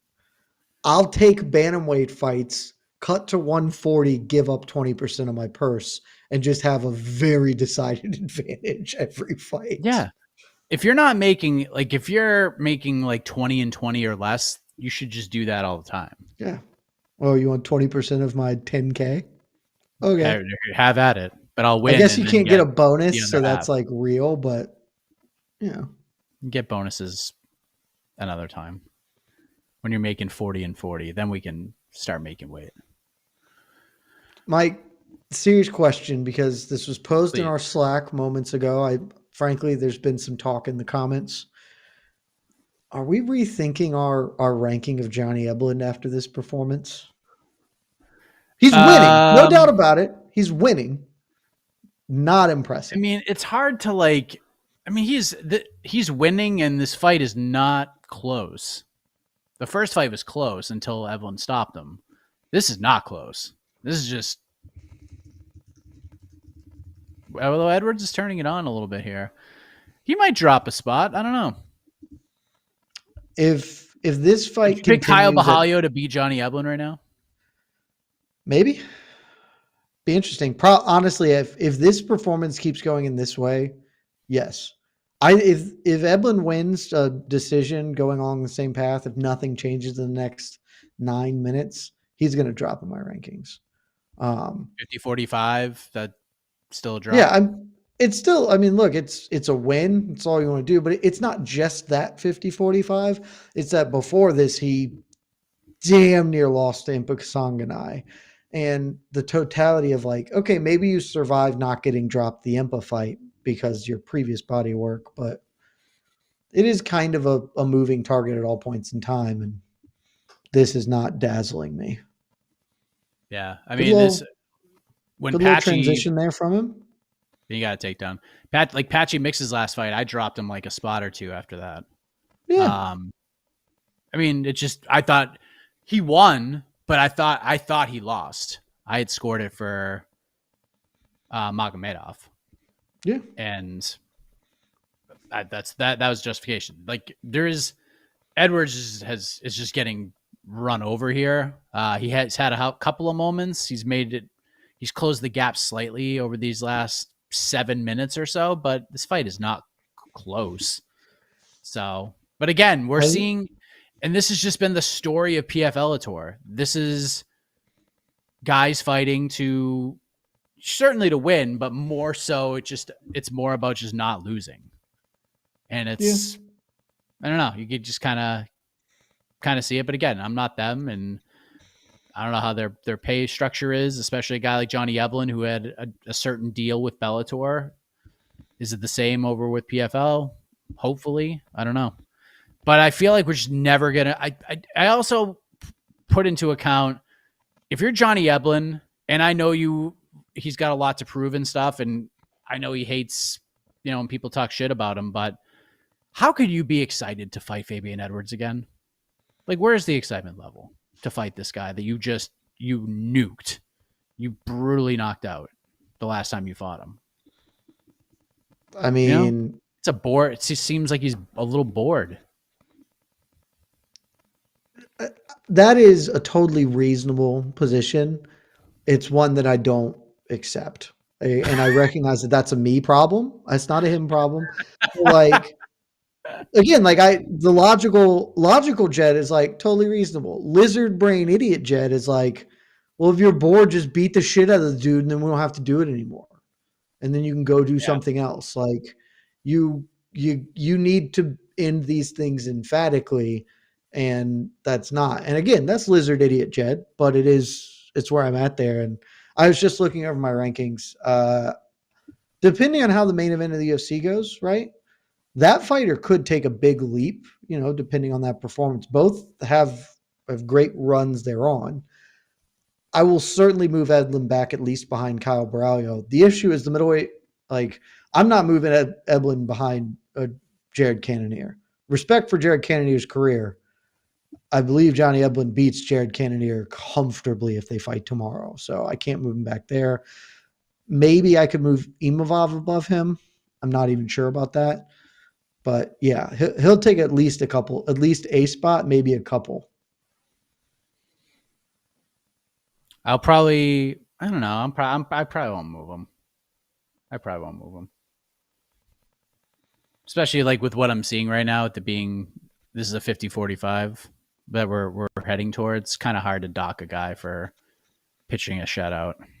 It's a 50-45 over Fabian Edwards. Yeah. Who is the second best middleweight in the promotion right now? That is true. I will say that some of this also is just that, like, the way the previous fight with Edwards went, to me watching it, and maybe it's not how it actually happened, you never know. But I was like, oh, he's bored. And Fabian Edwards came out really hard, had a great start. And then Eblen was like, oh, I'm losing. I need to fight real hard now and win this fight. And as soon as he tried, he won. And he's not trying and winning right now. I'm sure that that's not what's actually happening, but just the optics of having this sort of a performance against a guy you annihilated in the third round last time you fought him 13 months ago. Tougher. Maybe Leon Edwards can talk a little shit to Johnny Eblen right now. Talk a little shit from the outside of the cage. Also, just do what you did last time. Sorry, Casey. Yeah, I think we're all on the same page. Casey's reading our minds right now, along with the rest of the world's. It's hard. I don't know how you could have guessed that that's what I was going to score that round, Casey. 40-36. Here we go. Round Get out 5. of my head, Leiden.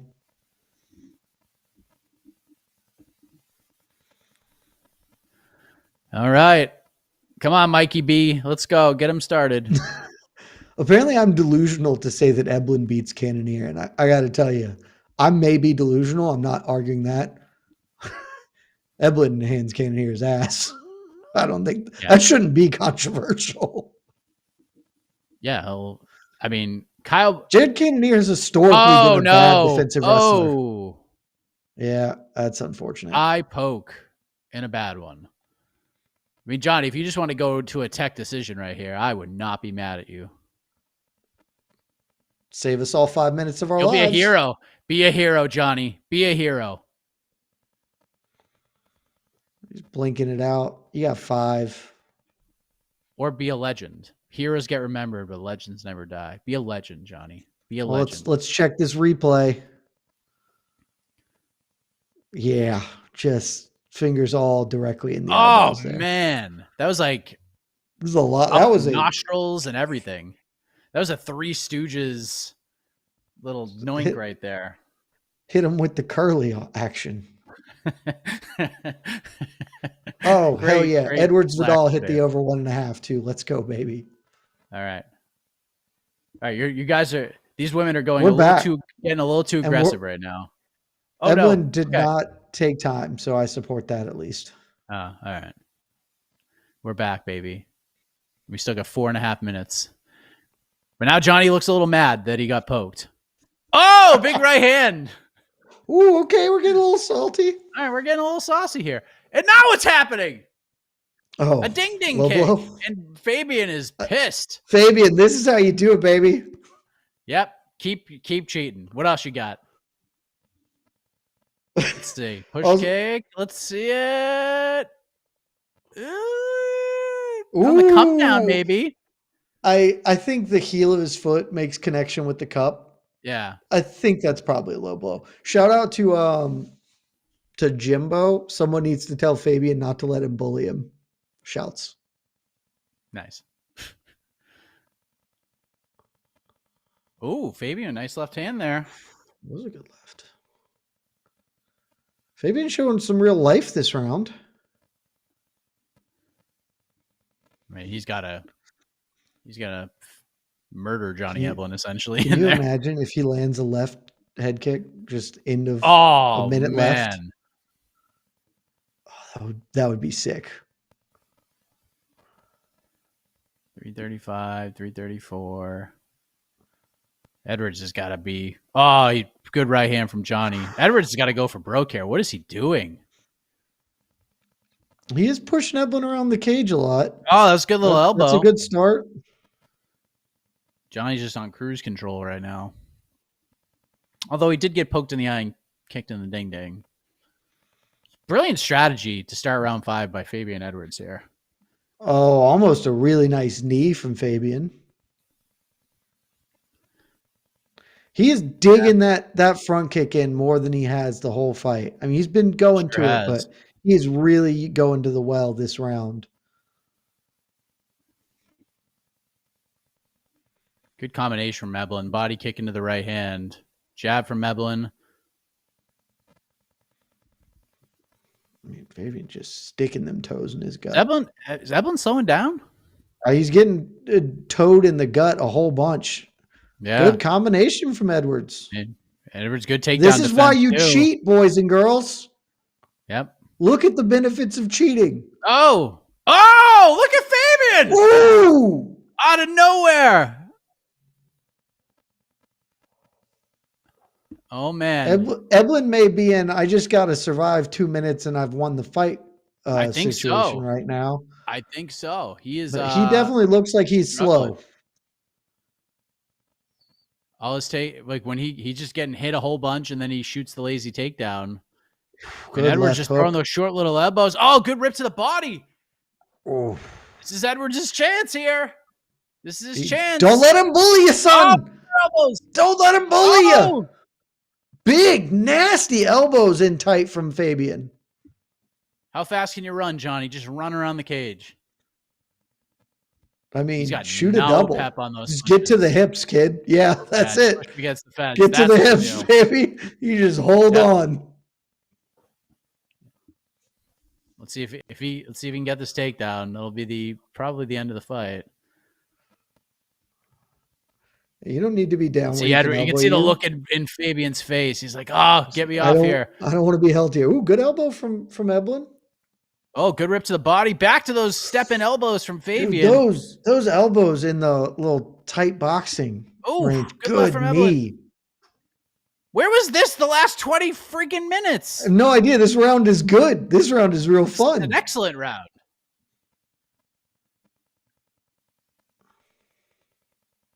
Now they're both just trading short elbows.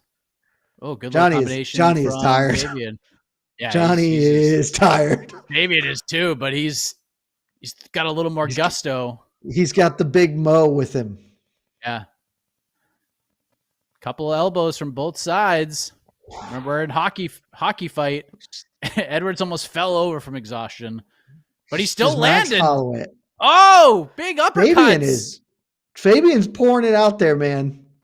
Did he win Pride Rules? Look at Fabian's corner. Just getting. Leon is shouting. 10 seconds, I think. Oh, Fabian he doesn't have emptied the anything tank. left. Yeah, he's like, he dumped the tank, and Johnny's just going to hold him for the end. 10-9 Fabian, 49-46 Eblin, and still. That's Leon. There you go. Or not Leon, Fabian, whatever. Other Edwards. I've been doing that all week, calling him Leon. Good scrap. Hey, it was a good final round. Also, good Mike, fifth round. Mike, you know what's pretty critical for you? 5, 4, 3, 2, 1. We're over the 2.5 in the Edwards Vidal fight. Now the rest, this is all cherry. It is a winning week officially. Plus, I just hit another parlay, the Stotts Eblin parlay, unless the judges are just absolutely insane and I get hosed. So this has just been a terrific stretch. AJ McKee not winning stung a touch, but we're okay. The two biggest bets of the day have already cashed, Super Melly and then the over 2.5 pacifist parlay. It's all good. It's all good. We've taken the first step on the climb to 30 right here, baby. Proud of you. Johnny Eblin. Just every marathon starts with but a single step. We've taken that on the climb 2.0 after Grant Dawson butchered me last week. So big things. I assume, maybe the judges gave it to Edwards. That seems deeply unlikely, but we are 2 hours into this main card, 3 fights in. And the pacing has been good. I say honestly better than I thought. Like I thought at the 6 p.m. mark we'd be looking like tough, but especially if they do a quick, since this went 5 rounds, if they get Cyborg and Pacheco in there in the next 15 or so, hopefully they do. We're actually doing great pacing. And I truly believe that one's going 5. Again, I'm the optimist. I have Pacheco winning early. I mean, If I was being honest with myself, I would bet that you're more right than I am. But yeah, I have so much exposure on that fight. I have a dog bet on Cyborg at plus 140, and then I have the fight goes to the decision at plus 200. So what are our friends at FanDuel? Where are the odds on old Francis right now? it was minus 260 when I looked a few hours ago. I'll say my book has it down to minus 210, and I may be taking a substantial amount of money on minus 210. I should have FanDuel's waited. got it I got him at -250. minus two. I got him at minus 250 last night, and then when I woke up, it was minus 260, and now it's back to minus 250. All right, Michael C. Williams is about to award the fight for Johnny. Here we go. Those shouts, Tyrone Israel. I didn't in my head even think to do an Edwards parlay of Jocelyn Edwards and Fabian Edwards. I wouldn't have done it, but I didn't even think to do it. I mean, shout out to Fabian for putting his arm up, trying to put the good vibes out into the universe. Johnny Eblen wins the fight. He's no Ally Quinta, who still has, I think, my favorite. Ally Quinta acting genuinely disappointed when Habib won the decision over him is one of like the top 10 funniest moments, like intentionally comedic moments in MMA history. By the way, 48-47, all three judges. Okay. I think round 3 was more competitive, certainly. You could have scored that one. 4, 3, 4, and 5. No, I think the first 3 were very clearly Eblen. 4 was competitive. Round 3 and 4 were much more competitive than the first 2 rounds. And then round 5, Edwards won, I think, for sure. No doubt about that. That was a very clean round.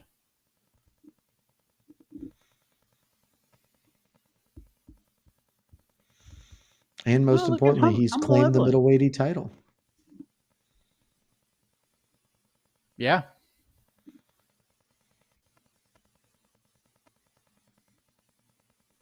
By the way, Brett Okamoto, great in this role. Brett is just short and sweet, couple questions, in and out. He's a professional. I thought the thing he did with Francis, which they've showed several times on the broadcast, not several times, really they showed the not the totality of it, but a lot of it on the broadcast. They've referenced it a couple of times. It's on YouTube. I think it's on the PFL's YouTube if you haven't seen it. It's great. It's just Brett going with Francis back to Cameroon where he grew up and stuff. It's really cool. Yeah, very good. Like, I like Brett in this role. Again, I like Dan Hardy. He's a terrific analyst, but it's just not his role. He's not great at doing that stuff. It gets too long. They're just like multiple. It's like 7 questions, man. In and out. Give us your thoughts on the performance. What happened here? Who do you want next? Have a good night. That's it. Sean Sapper, we have 1 fight left until the main event. The next fight up is Cyborg Pacheco. Yes.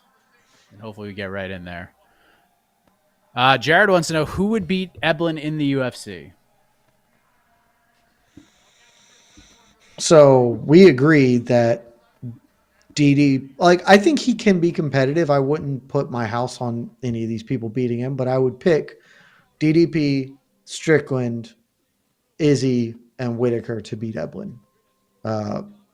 I'd feel good about that. After that performance, I'm also going to pick Kyle Barallo. His performance against Jared Cannonier really impressed me. So I would pick those 5. You could convince me Nasruddin Imavov. Will Chimaev make it to the fight? Who knows? Who knows if Khamzat will make it to the fight? You could convince me about Imavov, and that's it. I'd pick him over the rest of them. Unless Fluffy or Michelle tonight does something really unbelievable, then maybe I'll pick I actually think Fluffy matches up with Johnny really well. Especially after watching Johnny fade down the stretch there. If he fades against Fluffy, Fluffy will run his ass over. Like, that will not be good. Michelle could. If Michelle is very Michelle good at stuffing takedowns, and so if Johnny's just forced to strike with him, Michelle is very good there. But I don't know, like couple again. I think he's still going to firmly be in my top 10. He's no longer going to be in my top 5 our next ranking cycle. I keep Yeah, him in he the same will. spot. Chimaev will go above him now. I think Yeah, I that's agree. reasonable. I Yeah, don't think it's you a have to drop him. boring, effective fight. Boring Yeah. but effective fight, and we don't rank on exciting. We rank on who's the better fighter. Yeah, I mean, if I- we're ranking I on rank- excitement, I get it. It wasn't an excitement fight, and Johnny's But- last couple fights but haven't that's- been exciting. That's a lie, though, Casey, because you yourself do rank on exciting at times. Because like your arguments have previously been like he's finishing people, which is ranking on exciting, and I think that's real. Like I'm not arguing you shouldn't do it. Wins should matter more than excitement. Like if you lose and are exciting, you still lost. But the way you win, I think everyone takes that into account in some I fashion. think, the 5th round was eek for Eblen, but he also did take a bad eye poke and he got kicked in the ding ding, and he did to me had 4 rounds in the bank, and so he did have a round to get beat up in, and he did use a lot of energy again those big Haas takedowns, which you can't do that entire 25 minutes, but strategically you get those rounds in the bank. That's smart fighting, not exciting fighting, but I still, unlike many of the commenters here, I still am very high on Johnny Eblen. He's not the best middleweight in the world. I still give that to DDP, even though DDP can also lose. You said that so grudgingly. Yeah, I do, because you're the same way. DDP can lose to anyone in the top 15. He can lose anybody. I'm going to pick him to beat everyone in the top 15, but if he loses to anyone in the top 15, I go, yeah, I could see that. It was just the sound of your voice pausing before you could physically say it. I still think DDP is the best middleweight. That's why I love him so much. And I know, and I love your love of DDP. You've made me appreciate DDP a little more. I will say. He's say the that. best, man. I will say Also, Pacheco's walking. PFL. Look at you, PFL. Are they listening to us? Yeah. Look at him go. Oh. More importantly, though, not more importantly, but what did you think? How does Fabian Edwards do in the world UFC middleweight? Is he? I think he's top 15 middleweight. Yeah, it's maybe, but that's the other thing we talked about earlier this year. Middleweights come along, man. Like there's some talent in this weight class now that there wasn't that long ago. Like there's some new exciting dudes, and there's still some of those old head veterans hanging around. But if you told me Fabian Edwards beat Marvin Vettori, I would not be stunned by that answer. So the number 15 middleweight in the UFC right now is Chris Curtis. Honestly, their games are extremely similar. Yeah. I think I'm the only person before this fight. I had Fabian Edwards. I think on my personal rankings at number 14 or something like that, and pretty much I kind of keep him around there. That's where I kind of see him still. So I had him just out. Just out, like top 20 though. If we had a top 20, he'd been top 20. Yeah. Easily a top 20. I have had him ranked before. AK reminding us all that Brad Katona is about to fight over in the world's most famous Apex. That's right. Gian Matsumoto, baby. Oh, John. Here comes Cris Cyborg. Here she comes. First MMA fight in over a year. I was going to say, was it like last July? When was her last fight? When I think was it was the like last Ngannou? October. Last October. I think it was a year ago. But she's only had 2 fights since like 2022. Wait, Jocelyn Edwards got a finish? Is that true? No. Somebody put that up in the comments. She did rear naked choke with 27 seconds left in the fight. Wow, way to do it after you're cashing Mike's bet, Jocelyn. Wow. Well done. Respect. Appreciation. I had no idea. Cyborg wants to Congrats. help me out, cash a couple more tickets. That'd be really good. Matsumoto wins by decision because Brad Katona is very tough and doesn't get finished. I think he's good enough to stuff enough takedowns, and he is a much superior striker. But if Katona's him, we should all be sad. Yeah. But I'll be honest, I probably won't be paying that much attention to that fight, both because it's Brad Katona fight and because Cris Cyborg, she's up. Let's go to the tail of the tape. Let's move this. Let's get this rolling here. There it is. 39 years of age for Cris.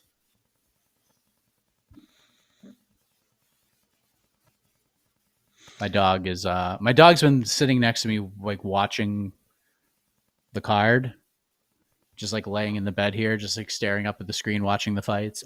He is done. He is checked out. He's done. Yep. He just did a big yawn, and then he just jumped to the other side of the room on the couch, and he's just trying not to fall asleep.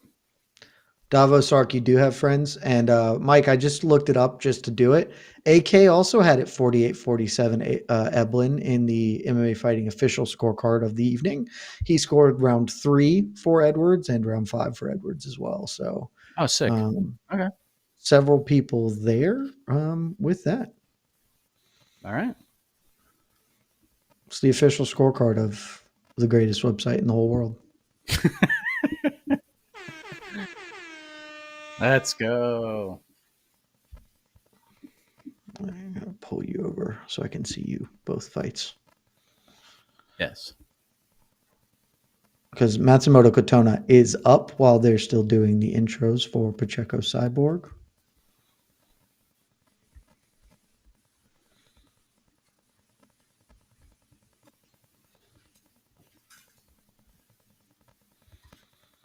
I love the intros that they make Michael C. Williams read with PFL. They're so different from Bellator.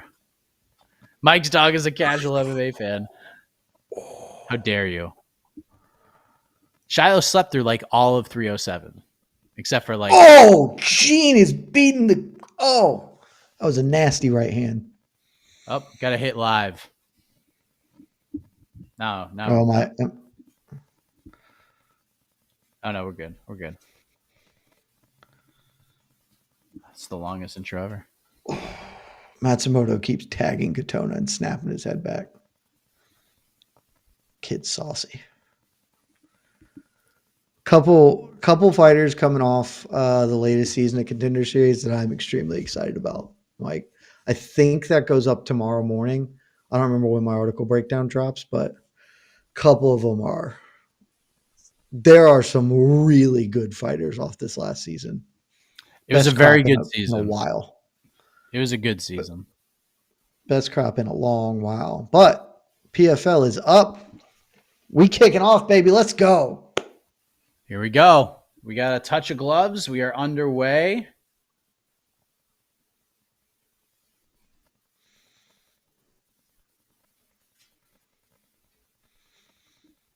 Just stand and chuck them. Let's solve this thing in 60 seconds or less.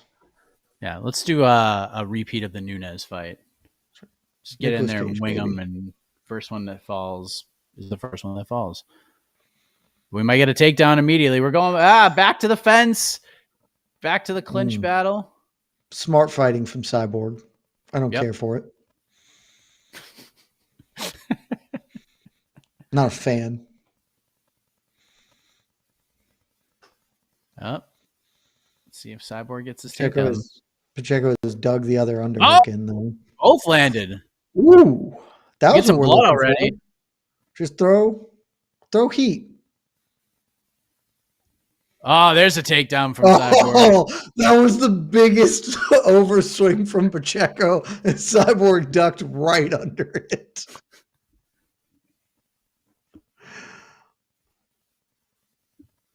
Dan Hardy is teasing a Von Flue choke. I mean, Pacheco is holding this to get Von Flue. She sure is. I think she's trying to bail her arm out, but it's tucked in there now. And Cyborg's free now. Yeah. Nice little elbow to the back, to the side. I mean, if Cyborg goes for the Kayla Harrison plan, we've seen it work. And Cyborg is obviously a very good grappler in her own right. Oh! Oh! Cyborg kicked her How? right in the face. How is She ate Pacheco it. alive right now? Oh my God. She doesn't even look phased. How? She just ate shin to the dome. Whoa. This is a woman who lost to And then she Jessica landed- Andrade. And then she landed a big right hand afterwards. Holy buckets. Good right hand from Pacheco. Pacheco is Ooh, leading from the good, ear. good knee in the clinch from Cyborg. She's kind of roughhousing Pacheco right now. Yeah.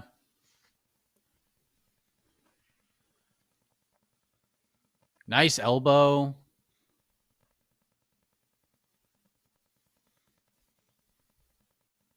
Dude, I want to see that kick. Cyborg's replayed. got some. Cyborg's a little dinged up too.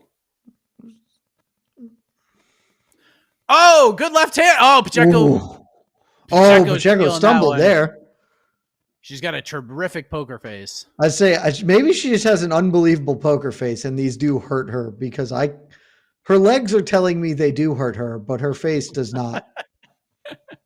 Her face has nothing but disdain. Oh, she's about to get hulked again. Yep. Yep. Oh, guillotine. Ooh, yeah.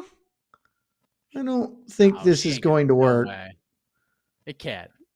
If she could get the other leg involved, but If Cris Cyborg taps to a guillotine, it would be deeply funny.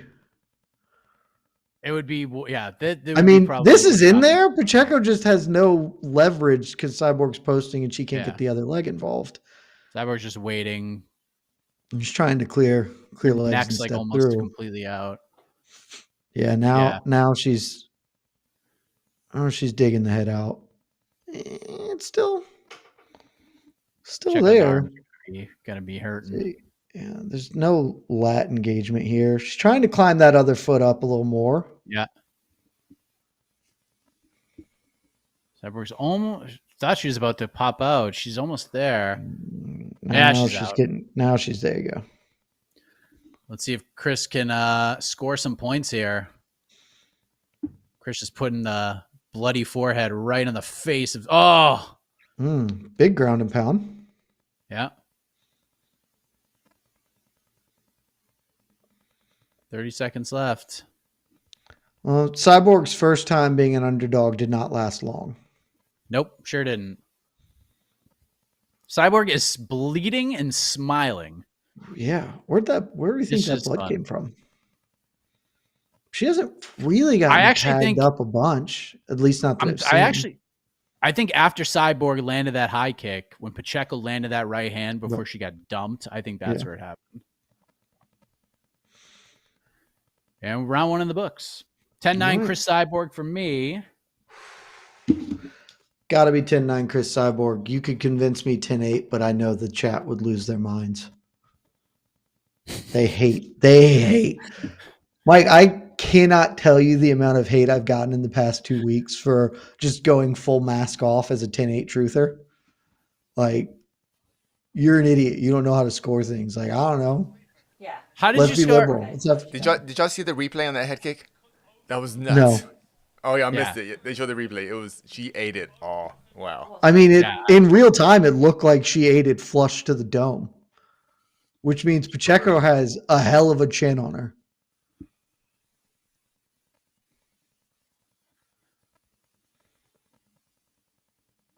Good return round for Cris. Ooh, Brad Katona is also jawing up Matsumoto right now. He's bleeding.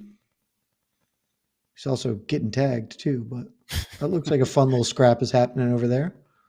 Yeah, you're right, Jed. Matsumoto doing the impossible. I told you, man, fight of the night, baby. First of his career. All right, let's see if Pacheco cannot get taken down at will.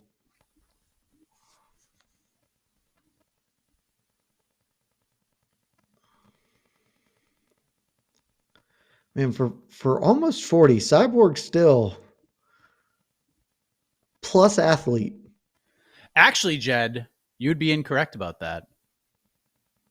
About what? Brackettona got fight of the night 14 months ago at UFC 292 against Cody Gibson in the Hey, good Ultimate for you, Fighter Brad. finale fight. That was a Had no fun ass idea. fight. Shout out Brackettona. Had no idea. Yeah. Cyborg looping some big punches here.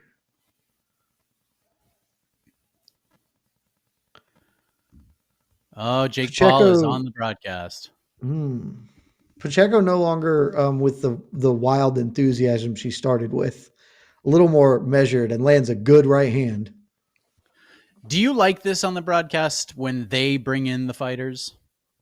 I kind of hate it.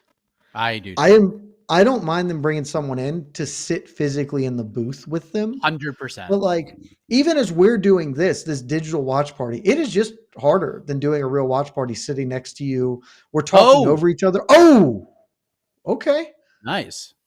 But like we talk over each other at little points in time because we don't know who's talking when. It's just a little more awkward. So I'm not a fan of them porting someone and just bring Cristiano Ronaldo into the booth for 10, 20 seconds or whatever.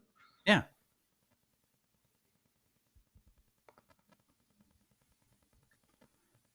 Back to the fence we go. Live odds are even here, -115 each. That is a wee bit surprising. Yeah, I thought Cyborg would be heavier right now. Oh! Yeah. Elbow and a back fist from Cyborg. Pacheco's had some more moments this round, but Cyborg's still having the most moments. Of course, by a lot. That leg kick alone put her ahead. Pacheco's getting angry, though. Yeah. And Cyborg's bleeding a lot. Tackled. Yeah, and Cyborg just tackled her against the fence. She's got a half a round to work from here, too. It's a tough spot for Pacheco to be in. Smash down, blocking Pacheco from getting to the fence to use it to stand. Yeah.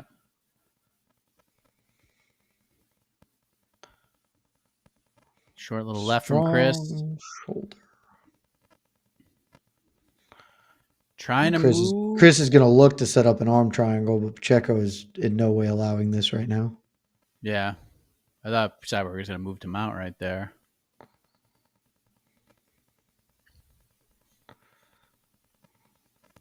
Pacheco just claw in the face. These live odds have to be incorrect. -195 for Pacheco. There's no world that's makes sense. Can I put $1 million on Cris Cyborg right now? Plus 150 at Cyborg. You should, if that is your book, insane. bet Cyborg plus 150.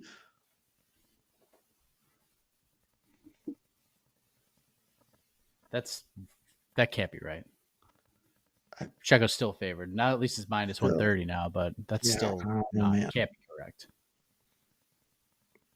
I think that's got to be at least backwards. They got it even. Be that. They got it even right now on one of the sites. That is surprising. This is a 10-9 Cyborg round thus far, especially if Pacheco can't get back up and have a huge moment here.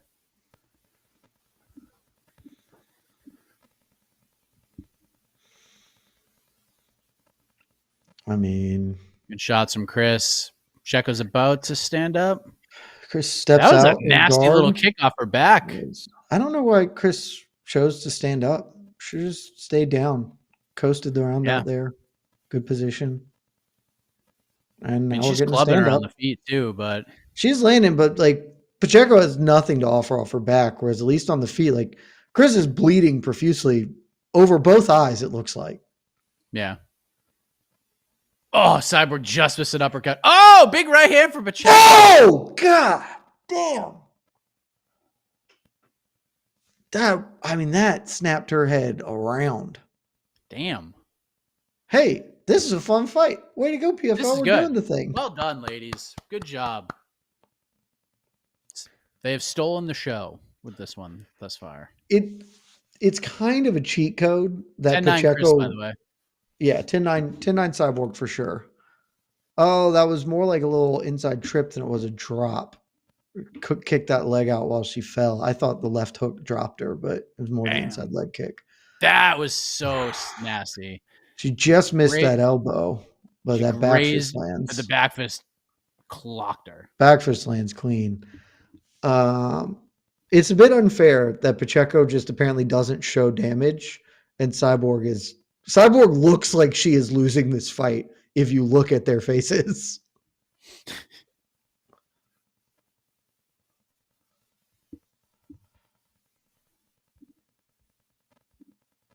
Yeah, those are two pretty gnarly cuts on those eyes. I mean, those are tough cuts. Yep, right on the brow, right on the lids. Both are like right on the lids. Yeah. Katona is going back to Katoning, by the way. My boy just grabbed the fence and got his hand slapped, but nothing bad happened to him. He's a professional. All right, round 3. Let's get it. All right. Cyborg And only a minus Cyborg's 130. slight favorite. They must really be factoring in those cuts because she's clearly up 2 rounds right now, or 3 rounds right now. Pacheco starts with a good leg kick.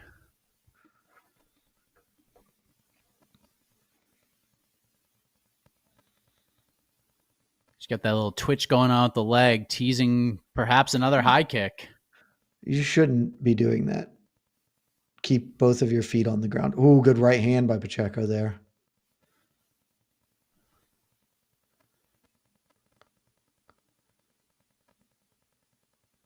Pacheco being like, come on now, let's go.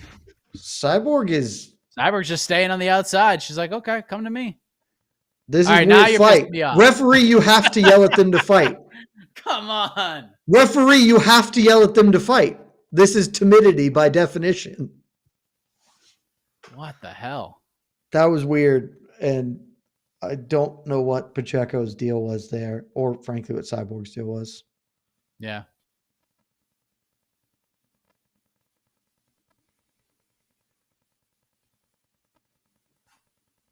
I mean, if I was Pacheco, I would take Cyborg. If I was Pacheco, I'd be like, okay, Cyborg doesn't want to engage with me. Sick, I'm winning. Yeah. But she's frustrated. Oh. Couple of Good big little shots from exchange there. Cyborg. Pacheco just missed.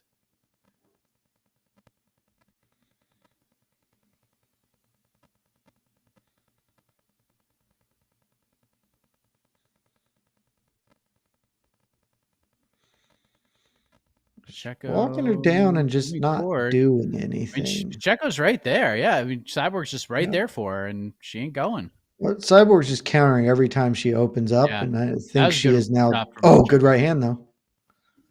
She's real cautious. She don't want to keep walking into these Cyborg counters. 50-50 fight per the live odds. Gotta say, I don't see it that way. I'm kind of with you. My book doesn't do live betting on PFL, or I would have. Oh, nasty right hand. Caught the leg. More of a takedown than a knockdown. I think this is smart from Pacheco. Just get into the guard, chalk away around, get one back. Yep. You can't lose this round and be down 3-0 heading into the championships and need a finish. So Cyborg's not really going to offer too much offer back here. You should feel confident enough. You can maybe put in some good work, salt away around, get back in this fight. Minute 55. I got to tell you, Katona and Matsumoto bleeding. Looks like they had a heck of a scrap over there.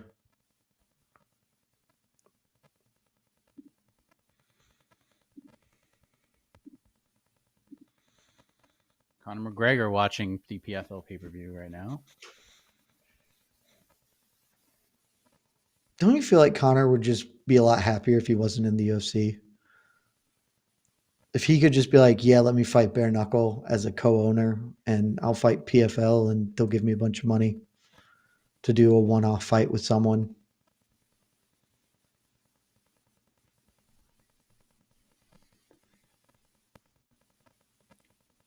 By the way, Action Bronson has suggested we should talk about Katona Matsumoto because it was a fun fight. You twist my arm. Talk about my boy. We could do talk about my boy all day. You predicted it. I told you, my boy, good. Pacheco landing some not amazing, but just consistent work here in the guard. Action is firing a lot of takes at me right now. I dig it. Bam, bam, my number. Dude's getting ready. Dude's getting ready. I respect it. Yes, BTL, Action Bronson versus Jed Meshew. Thursday, 12:30 p.m. Eastern Time, live on this channel. Got a lot of respect for Bronsolino. Still going to give him the tips. Yeah. Right before UFC 308 and the best main event of 2024. Pretty sick. This could be a Casey, momentum pretty easy shifter. round to score. 10-9 Pacheco. Plus, my boy gets the UD over there. There you go. Baby. Hang tight, Shy. Can't go out yet. Oh, I'm glad the replay they give us is of the weirdness. Yes.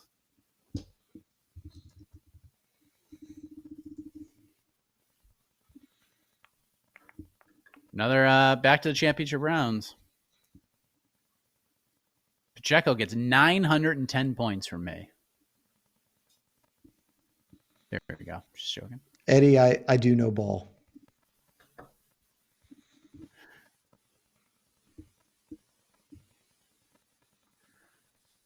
All right. Cyborg doesn't look in great shape. The one over her right eye is bad. Pretty brutal.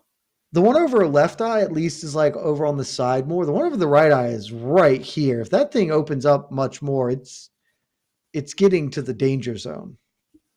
The referee not calling in the doctor at all is very surprising. I respect that move. I love it. I'm not mad. Nobody at it, wants this outcome surprising. Until you physically force me because your eyelid's hanging off. Not going to do it. Pacheco should not be a minus 425 favorite right now, though. That's insane. That's wild. That is a big price in a fight she's just like, currently down on the scorecards in. Hey. You tell him, Shiloh. You tell those judges. Right on the raspberry, dude. You hungry? Good little put Jet on solo screen for a moment. All right. Put Jet on solo screen for a second. Again, not a ton of commitment from either. A couple of low kicks from Pacheco this round early.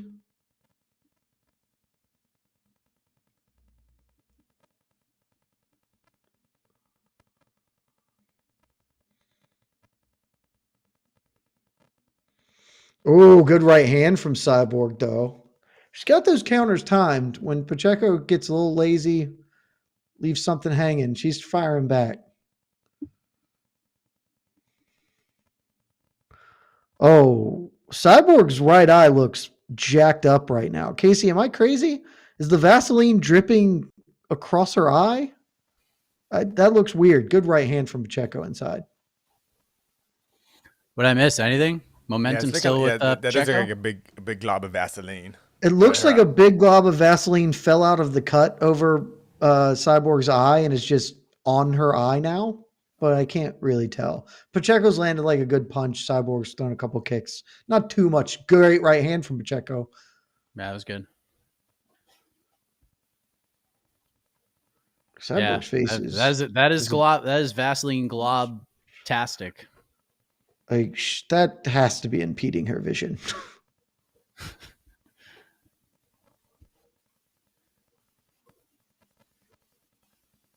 Oh, good exchange right there. Ooh, yeah. That's dig what, in. that's what we're looking for. Good head kick. Good right hand. Nice.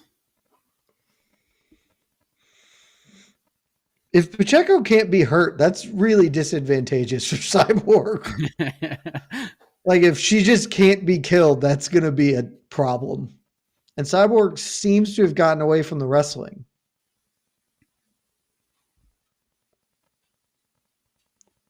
$2:16 to go here in round number 4. Momentum has shifted in this one. The big mo is for Pacheco. And over at the UFC, one of the better fights on the card about to kick off with Mateus Nicolau and Asu Almabayev. Man has a great hat. You got to respect his hat. Learn the lesson, Grant Dawson. I love Oh, Cyborg! Cyborg! Oh, we're Yes, checking! Cyborg! We're checking! Oh! Dude, Pacheco has a friggin' chin on her. She's bananas. She just took some heaters from one of the biggest punchers in women's mixed martial arts history. And just kind of looks mad. Not a mark on her.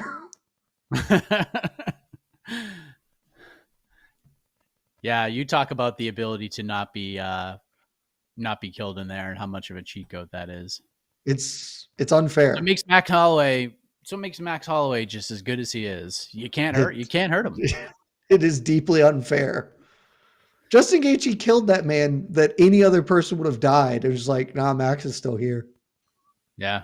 Well, what am I supposed to do? Go rewatch the Max Jose Aldo fights. Jose lands murderous hooks on Max in the early rounds. That like the whole plan was clearly, he throws too much volume. I can't just kind of do my thing on him. Oh, I've got to good try left and hand hurt from him. Cyborg. Oh yeah. Oh, that was good. Cyborg's might be winning this round. She's punching her way back into it for sure. Yeah. Yeah, I actually watched Aldo Holloway 1 in preparation for UFC 308 timeline, which will be coming your way in the next few days. It is Aldo hammers Max. Dude, Aldo was whipping his ass early. And Max can't be hurt and then just like the avalanche can't be held back any longer. It's a cheat code, and Pacheco is showing Cyborg that very cheat code. This fight rocks. This is a good fight. This one's delivering. Best fight of the card. I don't know what to score that round, honestly. Casey, how'd you score that round? It was really hard. I kind of want to give it to Cyborg because I think she had the harder shots, but overall, Pacheco, I don't know. It was a tough round. Cyborg. I'm going 10-9 yeah, Cyborg. I'll go Cyborg too, but can we do 10-10? That's the swing round. That's a good 10-10 right there. Yeah, this is going to be the swing round if this does go to the cards. Is your official score 10-10, Mike? 4 round 4? No, it's 10. No, I'm going with Chris. Good, Chris. Okay, sorry. Gotcha. No problem. It all comes down to this. When this fight is over, I have to bring my dog out back so he can unload when he needs to unload because he's looking at me with that look in his eyes. You gotta hang tight. Is it more or less dangerous than Chuck when he's got that look in his eyes? Less, but you feel bad. He's just like, come on, man. Like, I know you're working, but I got to do this. Man. Oh, I messed up the scores. Which rounds did y'all give Pacheco? Sorry. I gave Pacheco 3. I only gave her the third. Gotcha. Fourth up in the air. Both women should act like they need this fight. It's funny because the betting odds have been super high on Pacheco like the entire fight, and they're the closest they've been since like 3 minutes into round 1 right now, with Pacheco as a slight favorite. At best, she's tied 2-2 right now. They both just missed huge punches.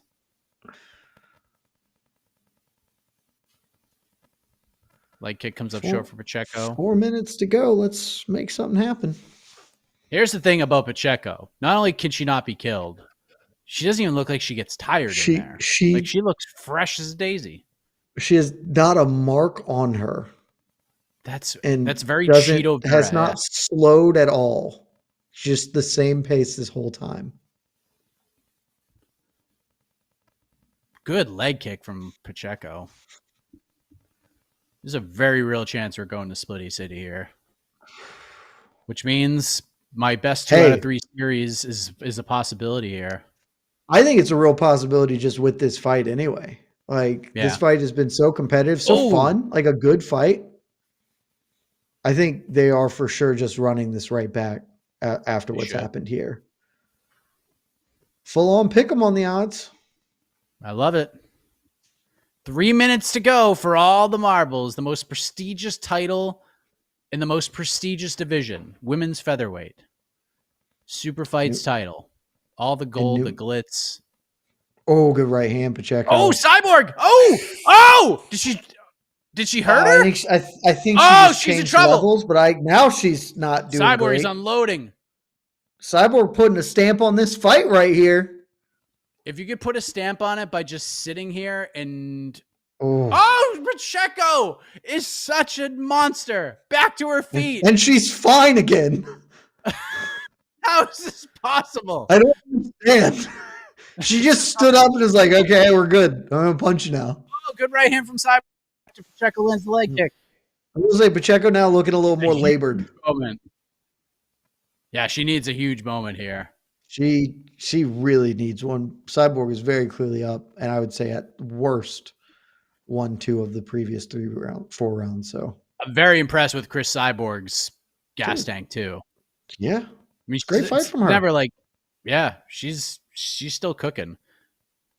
She's like a normal human being that's like breathing hard after fighting this hard, and Pacheco's just like, okay, I could do this for another 10 Pacheco, rounds. you got 90-ish seconds. You really got to put something on tape right now. Yep. Can't let Cyborg this slip minus away. 230 in the live odds. 90 seconds for all the marbles.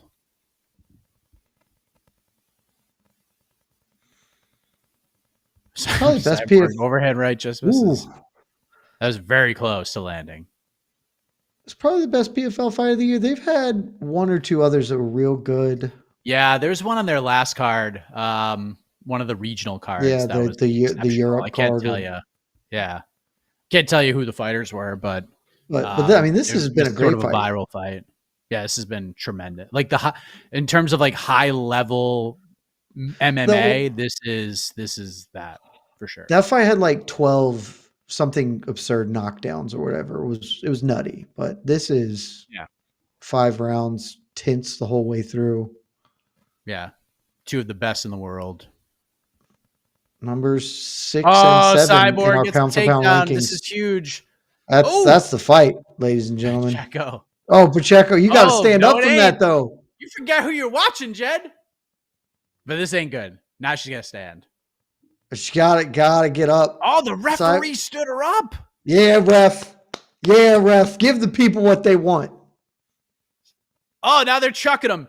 There you go. Chuck them. Sling it in there. Oh, body kick. Big right hand from Cyborg. Good friggin' fight. Great Heck of a fight, man. That was a heck of a fight. Outstanding. Way to go. Cash Cyborg. to plus 200. Fight goes to the decision. And let's see if we can hit the dog Cyborg bet at plus 140. Cyborg don't look like the winner just looking at their faces, but she should win this one.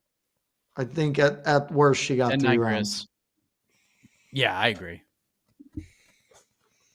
Heck of a She fight, definitely man. won the That was first fun. 2 and the 5th, so maybe 4th isn't the swing anymore, but Yeah. this could be 48-47 Cyborg, 49-46 Cyborg. JM 25s with both of us here.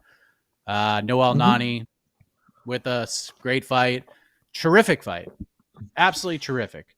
Cyborg Pacheco 2. Yep, we're going to see 2. We might even see 3. We might see 3. I'd say this is about the best outcome they could have. PFL. For sure. Very good fight. Sets up a rematch that everyone can be comfortable with. Yep. Everyone's on Cyborg. A lot of 49-46s. Happily watch a rematch. Cyborg 3-2. 4-1 Cyborg. You almost forgot, baby. Dude, terrific performance. I thought she was checked out this week. Nope. Dialed it in. Looked great. Got away from the wrestling until the final round, which I think would have probably been better than those middle 2 rounds, or 3 and 4. But yeah, Total strikes 108 to 91. 4 out of 5 takedowns for Cyborg. 4 out of 5 is a high level of success in the wrestling.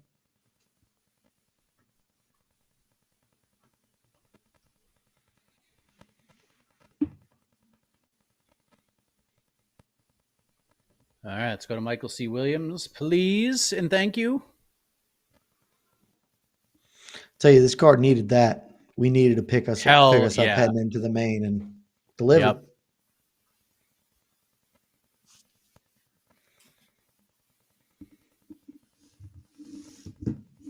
We're doing a full read of all the Saudi MMA Federation officers right now. Look at old Ray hanging out back there. We getting to Splitty City or? No, he's announcing all the officials in the ring. I wonder how Almabayev Nicolaus going. I haven't been watching.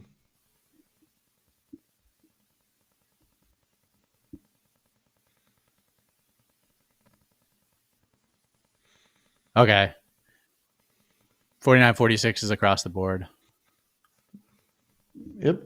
And the winner is Cris Cyborg. 49-46 is across the board. Let's go. What a betting night for your boy here. I mean, this is just outstanding. This is definitely the best betting night of the year for me. Dude. And I mean, shouts to Cyborg. She's won belts in every organization she's competed in. Almost 40. This is the best win she's had in like 4 years. Yeah, that was awesome. Heck of a performance. Is Almabayev gonna knock out Nicolau? Because that'd be sick if he found a way to do that. It'd be cool. It would be sick. But now, Mike, you know what this means? Time for the main event. Big fellas. It's time for the big fellas. The battle of the giants, baby.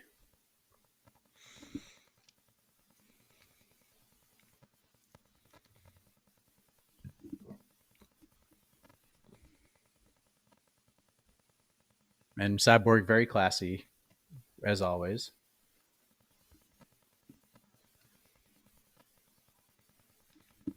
I mean, I guess that's true because she doesn't run her own Twitter account. So, you know.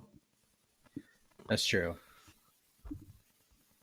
One of my favorite things is Cris Cyborg is one of 3 MMA personalities who have me blocked on Twitter.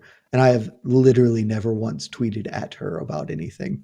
And yeah, and she doesn't block you. She's not the one who blocks. Yeah. But don't worry, Jed, because you'll be able to see everything she tweets very soon.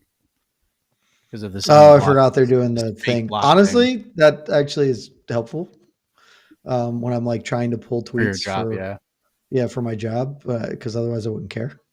But because you used to be able to, like, if you had the tweet link, you could go to it in an incognito window and still pull it up. And now I can't do that anymore. Like, Twitter does not allow me to do that because you have to be logged into Twitter. So incognito doesn't rock like that. But I mean, Elon Musk just buying a social media site just so he can try to manipulate the world in the way he wants it is pretty. I mean, it's just gangster ass shit. I respect it. You got to hand it to him. Love him or hate him. There ain't a lot of people on this planet that can do that. I'm just going to buy a social media site. I'm going to grow it. I'm going to charge exorbitant amount of money for things that people used to get for free. And then I'm just going to manipulate it so the world tries to view things the way I do. That's just a powerhouse, man. You can't even get mad at it. Yeah, dude. Like, exactly. I think about shit like that all the time. Like, okay, yeah, if you don't like it, okay, well, you suck. Like, that's just how the world works. But like, if I had FU money, I would do FU things with FU money. Know? That's baller FU stuff right there. You can't imagine how much the MMA fans would hate me if I had FU money. Yeah. And then like all the business sites talk about how much. Like, Nicolau! Nicolau! Nicolau got Almabayev in a tight. Oh no, he doesn't. He's gonna get out. I think he's about to roll his head out. Yeah, he is. But that was cool for a second. That was good. Nicolas. Almabaev's shorts are around his knees. We got pants falling down. The pants are falling down of Almabaev. Let's get right into this. Let's go. Let's get right into this. All right, I think they're gonna milk this one a little longer. I would guess. I think they should. They should run a promo. They still got a little. It's fine. All right. Let's talk to the peeps. What are the peeps saying? What are they asking? What are they thinking? They're saying. Do you have any final predictions? You guys, why did you They're guys the bring up best. Elon Musk? Now we got. I didn't bring him up. Jeez. Why? Oh, people are getting mad about that. Why? No one's getting mad. You know, when you say things about people that people have staunch feelings on, Yeah. they're gonna feel. Oh, yeah. They're gonna feel things. I mean, that's why he has Twitter. If you look at like any business account, like website, they talk about like disastrous business that Twitter has done, and Elon's just like, I don't give a shit. Casey, pull up Luis Ruva's comment. Sad we never got the Cyborg versus Amanda rematch. Are you? Like, go on. That's because I kind of thought you maybe would be the one. Like, I don't care about it. I would have watched it because there's not a lot else to watch at women's featherweight. But like, that was very definitive in a way that I didn't need closure on. That was pretty good. I didn't think it was. I mean, I thought it was definitive in the sense that they basically just flipped a coin type of fight, and that's why I want to see it. I mean, I see it like two women that good at fighting. I wish it was at least a best of three. You know, because like you have great, sports series, and one team blows the other team out, but yet the other team wins the series. You know, I kind of see it like that way. I still think Cyborg is overall a better fighter at 45, not me at her prime. Of course, she's 40 now. But yeah, that's one of the two rematches like I just really wish we got to see. Other one being McGregor Aldo.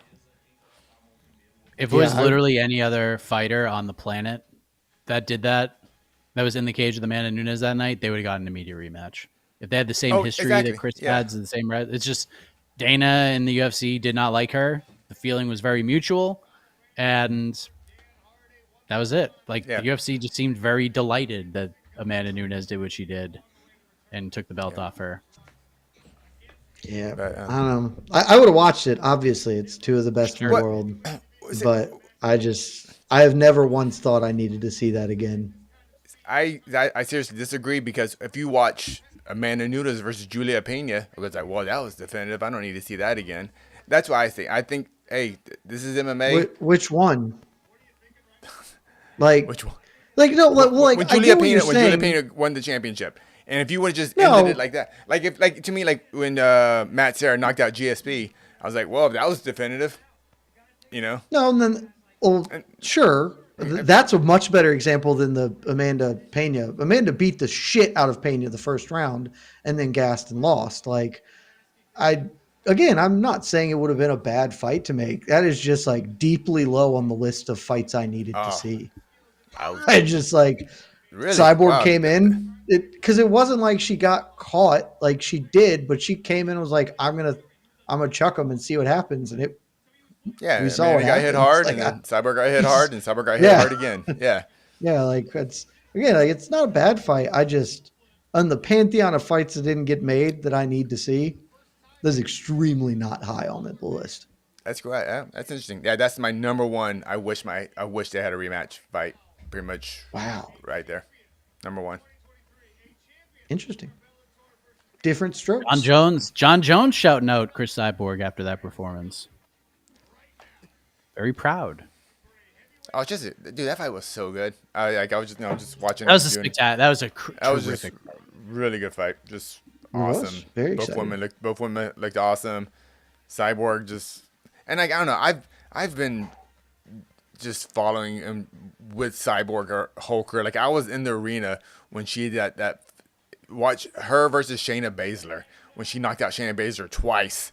And that was one of the most crazy scenes I've ever been in. But, guys, the main event, the Giants are walking out. Oh, wow. Hey, already walking. We can keep the questions coming if we want. All right, we got a few more. Keep them coming. Guys, this is going to be the best. This is going to be a long one. We might even get like national anthems. I don't know. I mean, it'll be a long build, but if this fight lasts one round, Yeah. That would be pretty sick. Does anyone Cyborg really didn't believe want this? any part of a rematch. Or Who is it, said or is that? it, well, just this user. No, I know, but was that ever like a thing that was said by? Oh, Dana for sure said Dana that. said that? Yeah, Dana. Dana Yeah. for 'Cause sure said that. I've talked to Cyborg a million times, and she's always wanted that rematch. So Yeah. That might have been not the first time, but like one of the big moments where like the Dana trope of, you if you wanted the fight, you would have accepted the contract thing. It's like, Yeah. she was ducking her because we offered her the fight and we tried to make that fight.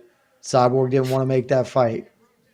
if you want to No, fight, she didn't want to make that fight fight. for the contract you were offering her. Yeah. yeah.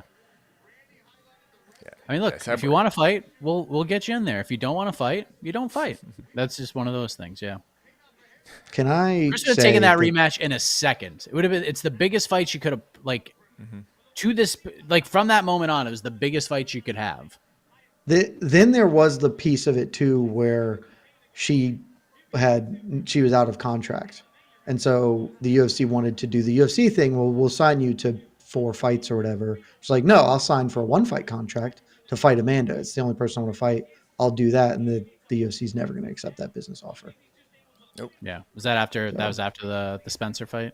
Yeah, because I distinctly remember that being like, I will re-sign with the UFC for 1 fight to fight Amanda, but I'm not going to sign for a 6-fight contract or whatever. Yeah. And then you knew from that moment, Which Dana was like, we're never going to do that. So yeah, they're not going to do So that for she's Nate ducking Diaz or anybody else. which really is There he silly. Like, they is, should Big absolutely Bran. do that. Ooh. Shout out Don. There he is. Don Davis, baby. You guys What's figured he out doing? pacing, Tweeting and up I'm a so storm? proud of you. No, I'm just proud of you. PFL's figured out pacing. PFL. They did it. They did it. The single biggest problem I had with them, 1 down, 30 more to solve. Yeah.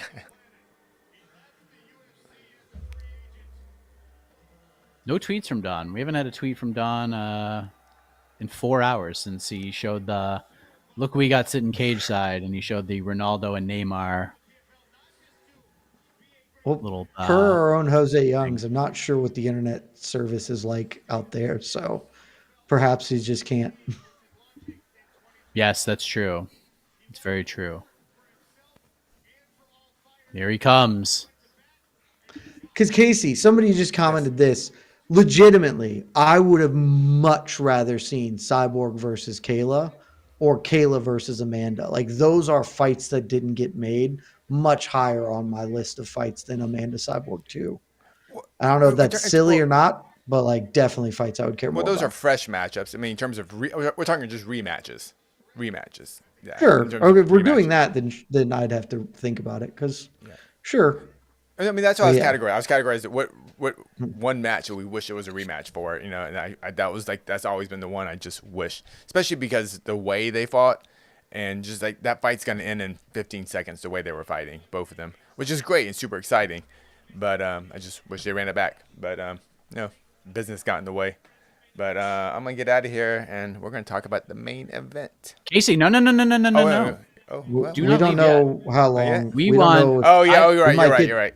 We might get And the Ceremony, yeah. Cameroon national anthem. we might get the an all French national anthem, but we heard Jed's prediction. We heard my prediction. What is your final prediction for this fight? Is Francis Ngannou going to have the happy ending to, kind of the story back to the mixed martial arts cage, into the PFL, leaving the UFC? Mr. Fumbled the bag. Does this all end with a smile on his face and a great speech to pump up the world, or does Renan Ferreira just slap them all in the face and say, no, we can't have good things? Francis Ngannou, second round, unbelievable knockout victory. Okay. You heard it from the man. I You hope heard it he's from the right. man himself. Dude, that would Second be round. the best.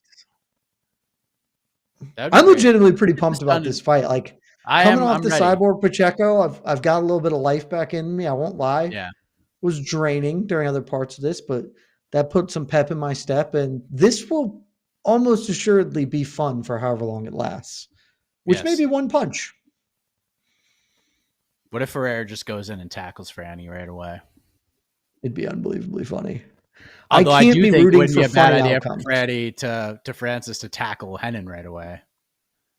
Look, fight, but that would be without honor. But yes, be a great idea.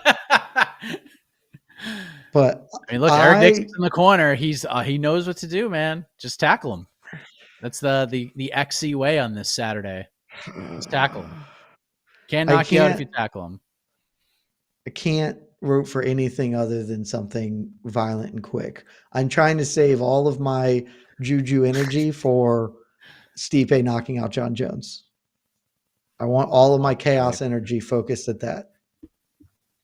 Command Center 4.0 may not be able to handle that reaction. Henan's he's just a ginormous person. He's so friggin' big. He's not a small man. No, he's a large man. I'd like to see him and Rebellis to Spain just like walk next to each other. Dude, bring Rebellis to the PFL. Come on. This is where he belongs. Yeah, but then they'll just these guys will just tackle him too. Henan would not. Henan fights with honor. Who would yeah. 225. Did I place my bet? I need to make sure I place my bet on Francis. He was like minus 390 at the start of the week too. He was way up there. Oh shit, I didn't place my bet. Can I get it in? Hurry up. Fuck. Well, that's annoying. So I have two bets on this. One is just for absolute funsies. Well, I do have Francis got a minus 250, but for the absolute funsies, Franny by sub at plus 1,500. That would be unbelievable. Eddie Hearn in the building. And there's Tan Dan. Wow, we didn't have a lot of preamble. Not even a face-off? Not even getting a face-off? Not even the final face-off? Touch gloves? I mean, they are trying to get this thing done. Okay. All right. PFL, shouts to you. Let's go, Big Fran. There's a slight touch of gloves. You could tell Henan didn't want it. Oh, big leg kick from Francis right away. Chopped him. I love that this fight. Back from Henan. Oh, this fight will just be one where we're all on the edge of our seats until something happens. And when something happens, that might be the end of the whole fight. We're going to explode. Shout out to Shiloh. He's just hanging in there. He wants to go out so bad. Shiloh, you might not need much longer, buddy. They're just like, this is so tense. It's very tense. I mean, the consequences are catastrophic. Like if you screw up. They both threw the leg kicks and almost melt. Oh, Franny with the left hand.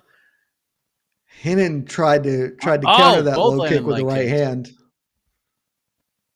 Oh, Francis still reaches with that right hand. Takedown! He tackled him! He fights without honor. He fights without honor. Yeah. Oh, Big Fran. I called it. Read my prediction. Oh, and he immediately moves to half guard. And he's keeping high. If he submits him, I will lose my friggin' mind. I mean, that would be sick. What if he just drops for a heel hook out of full guard?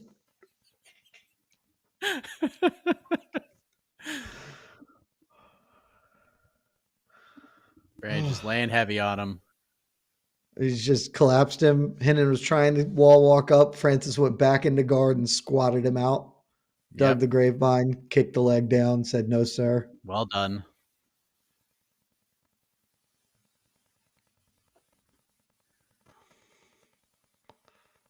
Oh, say head position for the arm triangle there, Mike. I know. Oh, he's trying to stick to the... Oh, no. Oh, hit him with the triangle! Hit him with the triangle! Oh, my God, No that would be sick. It's not locked in remotely, but it would be so cool. Power bomb. I don't know. I mean, Henan's a black belt. He can just grab the shin and tighten this up, kid. Oh, this is getting... He's out. All right.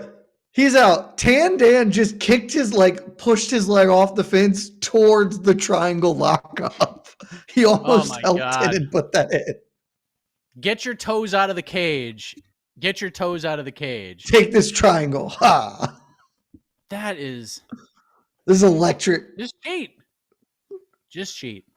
Francis trying to get the reach across to handcuff the hand and open. Oh, Franny unloading. Oh, big that's shot. a good right. Oh, Big left hands. Oh, God. Big left hands. Take the back. Choke him. I don't think he's going to gonna choke hook him it. here, Mike. I don't think he's going to He's gonna choke hook him. it. He's gonna hook it.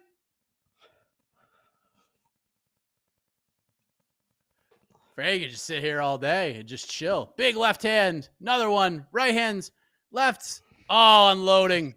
Oh, he's Big done. shots. God. Stop it, Tandan. Oh, we're getting close. He's out. What are you Now doing, he's out. Bergliano? Now he's out. Holy He's shit. unconscious. He was unconscious like 4 punches before that. Oh, that's a violent man. Wow. Okay. Well, arguably the best heavyweight in the world still. Okay, so my prediction for the round was off, but if you go to my prediction on MMAfighting.com, I called that exact finish. Say will take him down and he will land heavy ground and pound and get pulled off. That's how the fight's going to end. I mean, he did get pulled off. Unreal. He might, like, Henan, I just want to make sure Henan moves. Ooh, All that right, he's was- moving good. That was a he brutal took a lot knockout, of. man. He's moving, not He's moving good. quickly, but he Yeah. is moving. Yeah.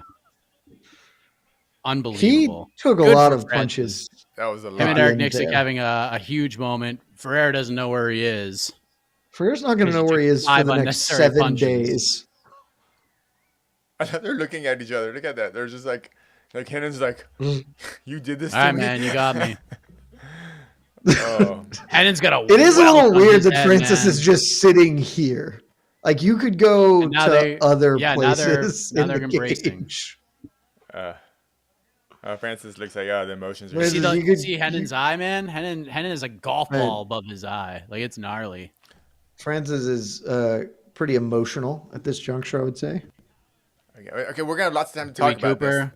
but Well, Dewey Cooper is the most emotional. There's Nixick. So cool, man. This is Oh, and Nixick. Wow, the whole team is. Hey, PFL. This pay-per-view started off. It ended right. They did the right thing, man. This is what needed to happen. This is what needed to happen. Good This is- event. This is the sign off that they needed. Yeah, the last two Big- fights. Yep. Big emotional. I mean, an emotional dump. I can't imagine what that team and that man have been kind of bottling up this week. Oh, look at that welt. Wow. It's sizable. That's a big one. Is that Ray Lewis? It is. Ray Lewis has been there Sure the whole is. time. Did you not know this? I mean, I figured he would be there. I didn't think he'd be in the cage celebrating with Francis Ngannou and his team. Yeah, why not? During an emotional He's been moment. cage side for the whole time. Jeez, Ray Lewis I mean, is gigantic. Yeah, I just didn't think he'd be part Yeah. of the Casey, like, emotional that's circle. the thing. The best American athletes do not fight. Do not fight. Yeah. They play football or basketball. or baseball or No, the best American athletes don't really play baseball. They're like a couple, but mostly. now they do. Now they do. Have you I mean, we have get you like seen Aaron So- Judge. latest look at is an this. Look at athlete. this ground and pound. Look at this ground and pound. Mike Trout, ridiculous athlete. Oh, his head is bouncing off the canvas. He is out. He was out 2 punches ago. One, like what is? I don't know why Tandan let that last one. He happen. was lying You flat. could argue that the other ones he's moving, but he was flat and He's out there. unconscious. He was Yeah, out but there. you can convince me these are fine. Like- I would say What? 2 of those are in it. 3 of those are inexcusable. All right. All right, $1 million question. Where are you ranking them? I was about to ask. I I think I'm gotta putting put him number number one. 2. two. Yeah, I can't put him above Aspinall. I just I think can't. I'm putting him. I I- think I'm putting him behind Aspinall, but it'll depend. This was the type of performance that he had to do to put me over to put him over Aspinall. yeah. And If you put him over Aspinall, I got no issues with it. Yeah. I mean, I just am not Yeah, sure me I'm neither. going to. but yeah, But one, this, one or this, two. He honestly, demolished this him. fight, One or two, right? One or two. One or two, I think. Yeah. I There's, think that yeah, that's he there's no real shedding argument the otherwise. Yeah. yeah, he shouldn't be above. He shouldn't. Jones should not be above Francis, in my opinion. Although there are people on the staff that will rank.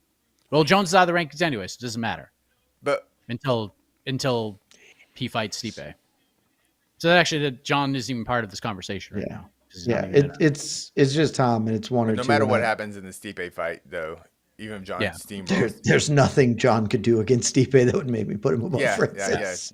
Francis, this is exactly the performance he needed, and this is what I thought this fight was going to be from the beginning. Yeah, man. There are people on the preview show yesterday literally saying that they would be shocked if Francis won this fight, and I'm still shocked at that. That guy was Shocked. a hero. Whoever it was, Shocked. shout to that guy. I think it might have been Mr. Boza. Shout out to Kaposa, who earlier today put out. It was like, we all know this is the lineal heavyweight champion. It's the Pride, UFC, Strikeforce, Bellator. Like all of those got combined into the lineal title functionally, but it is also IFL, Elite XC, Whammo Dream, and Yama. All of them Francis owns, and now PFL. And maybe Bellator. I'm not even sure how this works. Is this Bellator? I saw people in Bellator shirts. It's not Bellator's, but it is the lineal Bellator heavyweight title. Okay. Bellator's current champion is still Bader, but this is the lineal Bellator heavyweight title as well. This feels good. Look how happy, like just seeing how happy and prideful Peter Murray and Don Davis are right now just goes to show you that half the things they said this week are just absolutely ridiculous. Do you need Francis to win? Does it matter? No, of course it doesn't matter. We're the PFL. We don't control anything. Look at look at the relief on Peter Murray's face right now. He's like, thank God. But honestly, what were they supposed to say when offered that question? You can't really say they have to say that. You're right, Casey. I mean, I get what you're saying, Mike, but yeah, there's really no other answer, honestly. But to say that it doesn't affect you at all is crazy. And even it's a lie, but it is a lie you have to tell. Dana would have played it like that. You know what I mean? He's not going to be like, "Hey, are you rooting for Sean O'Malley?" No, I'm not rooting for Sean O'Malley. Made the best fighter win. Yeah, that's Dana's go-to. You just gotta say it in a nonchalant, brush it off your shoulder way, where we're just like, "Okay, we know what you're trying to do. You're no-selling the question without answering it," which. But now you see it. That's just a man who is.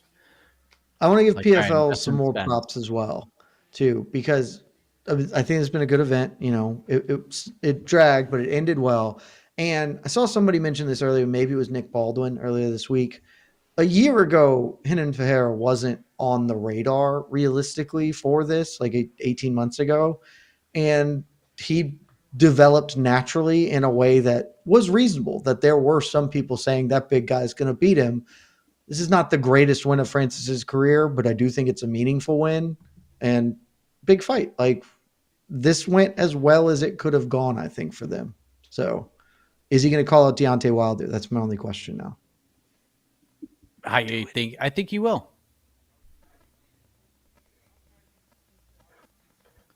Let's see what he has to say. Very emotional.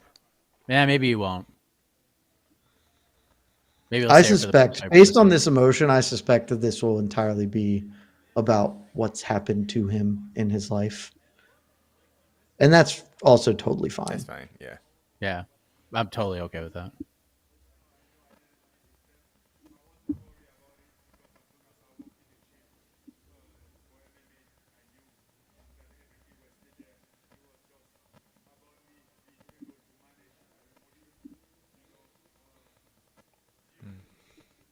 Everything was still there.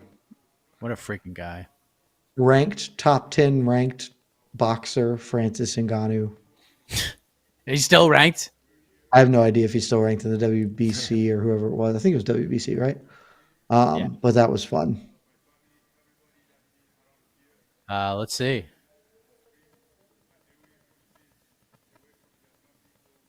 Let's see. Is he in the rankings? Man, what a night for Nixick. God damn.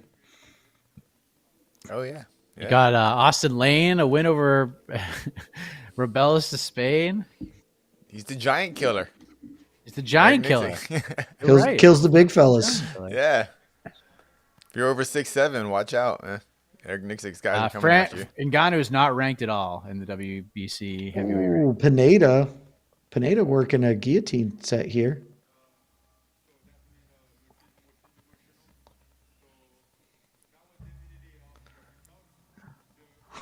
Bam. We're looking at the video of the finish. Why did you take him down? Because I'm not an idiot. The only way I'm going to lose, if I take him down, he's not going to win. So I took him down. Take him down, and I'm just going to do exactly Beat the hell out of him.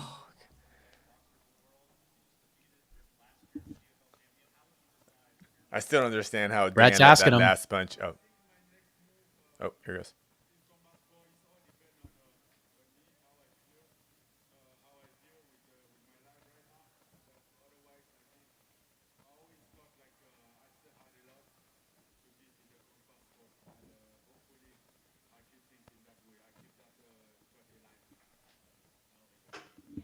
Yeah.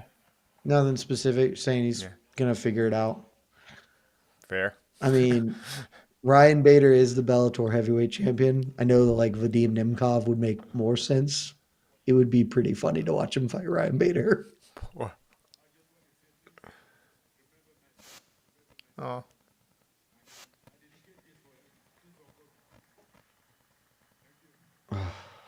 It's fucking Man, heartbreaking. that is just good win. Jesus Christ, that's heartbreaking. Yeah. Please, He said, just remember my please son. remember Kobe. my son.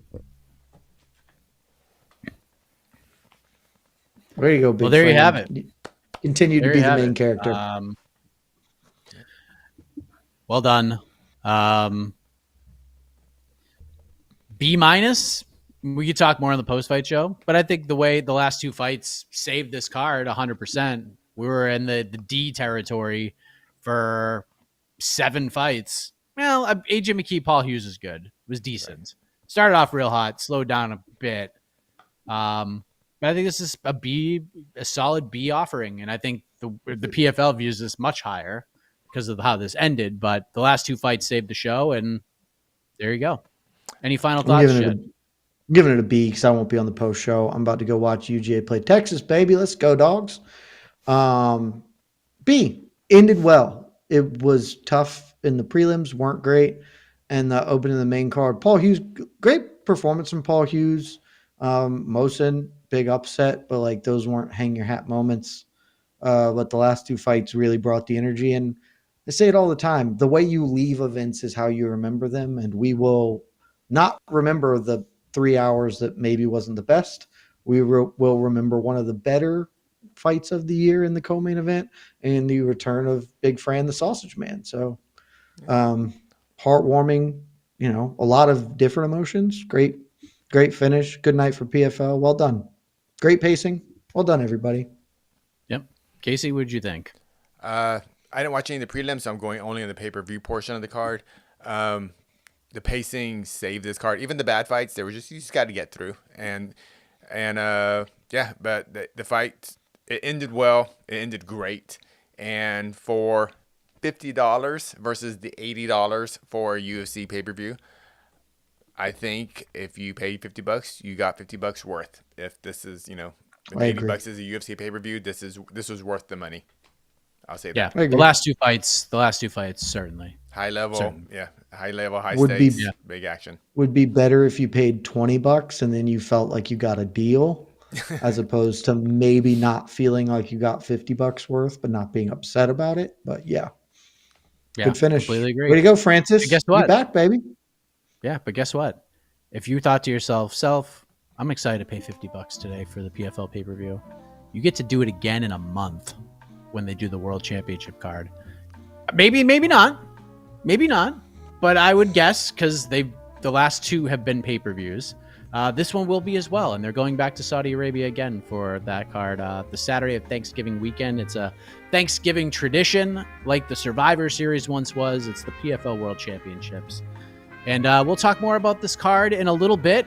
I'm gonna go walk the dog. We'll take some time. We'll decompress for a moment, and then we'll be back to react to what we just watched. Take more of your questions on the PFL Battle of the Giants post-fight show. And Jed, get ready to watch party again next Saturday. UFC 308 afternoon MMA, the way it's supposed to be. It's gonna be tight. Max Holloway trying to get the belt back into Topuria. Just so much to be excited about. UFC going on right now, but thank you all very much for tuning in. For Casey, for Jed, I am Mike Heck. Battle of the Giants. They did the damn thing. Good night, everybody.